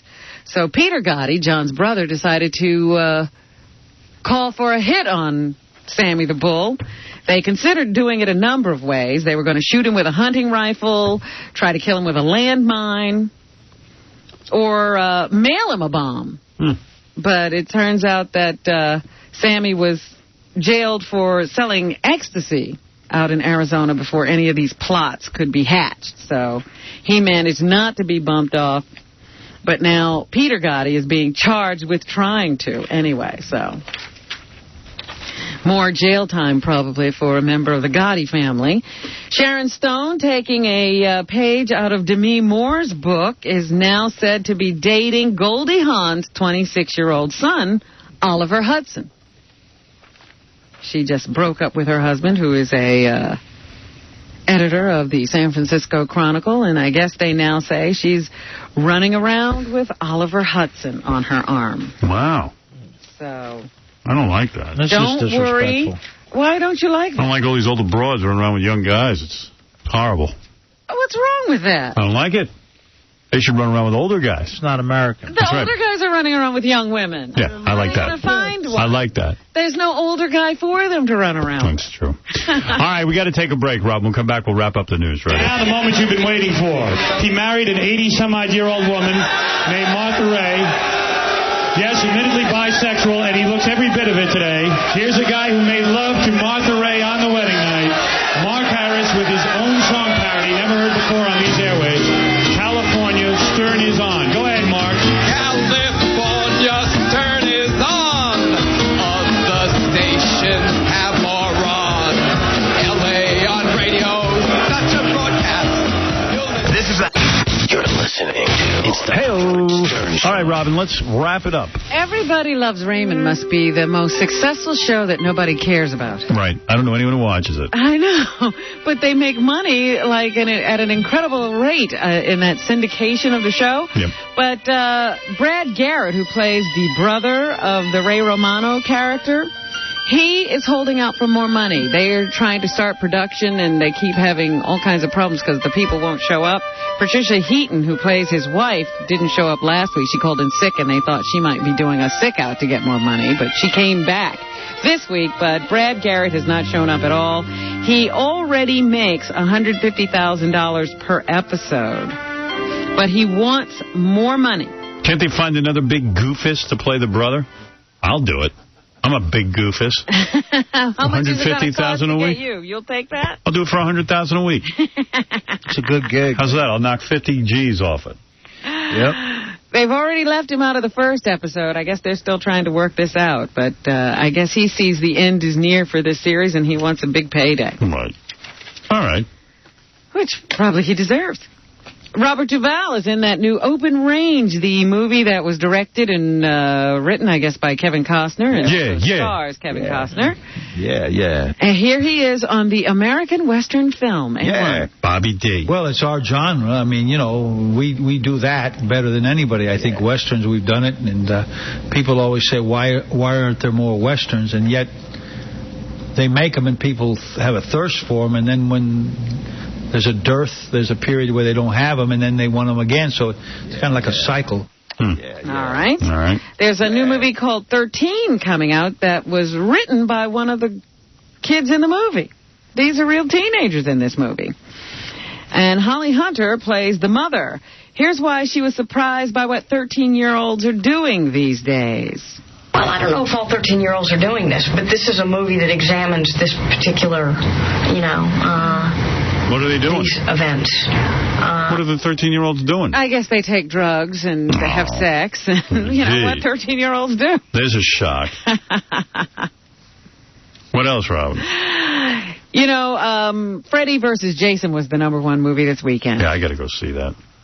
And Freddy is played by Robert Englund like he always has been. But Jason could be anybody. There's a new guy playing Jason in this film. He's it's the big guy on, what's his name?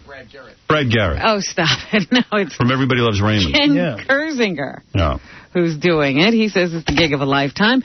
Here's the difference, according to Ken, between Jason and Freddy. A3. Jason is obviously much bigger, much stronger than Freddy, but Freddy is much smarter than Jason and has a whole world unto himself where he's sort of Lord and God kind of thing. So, he uses that to manipulate Jason and to take advantage of Jason. But ultimately, Jason relies on his strength to try and overcome Freddy.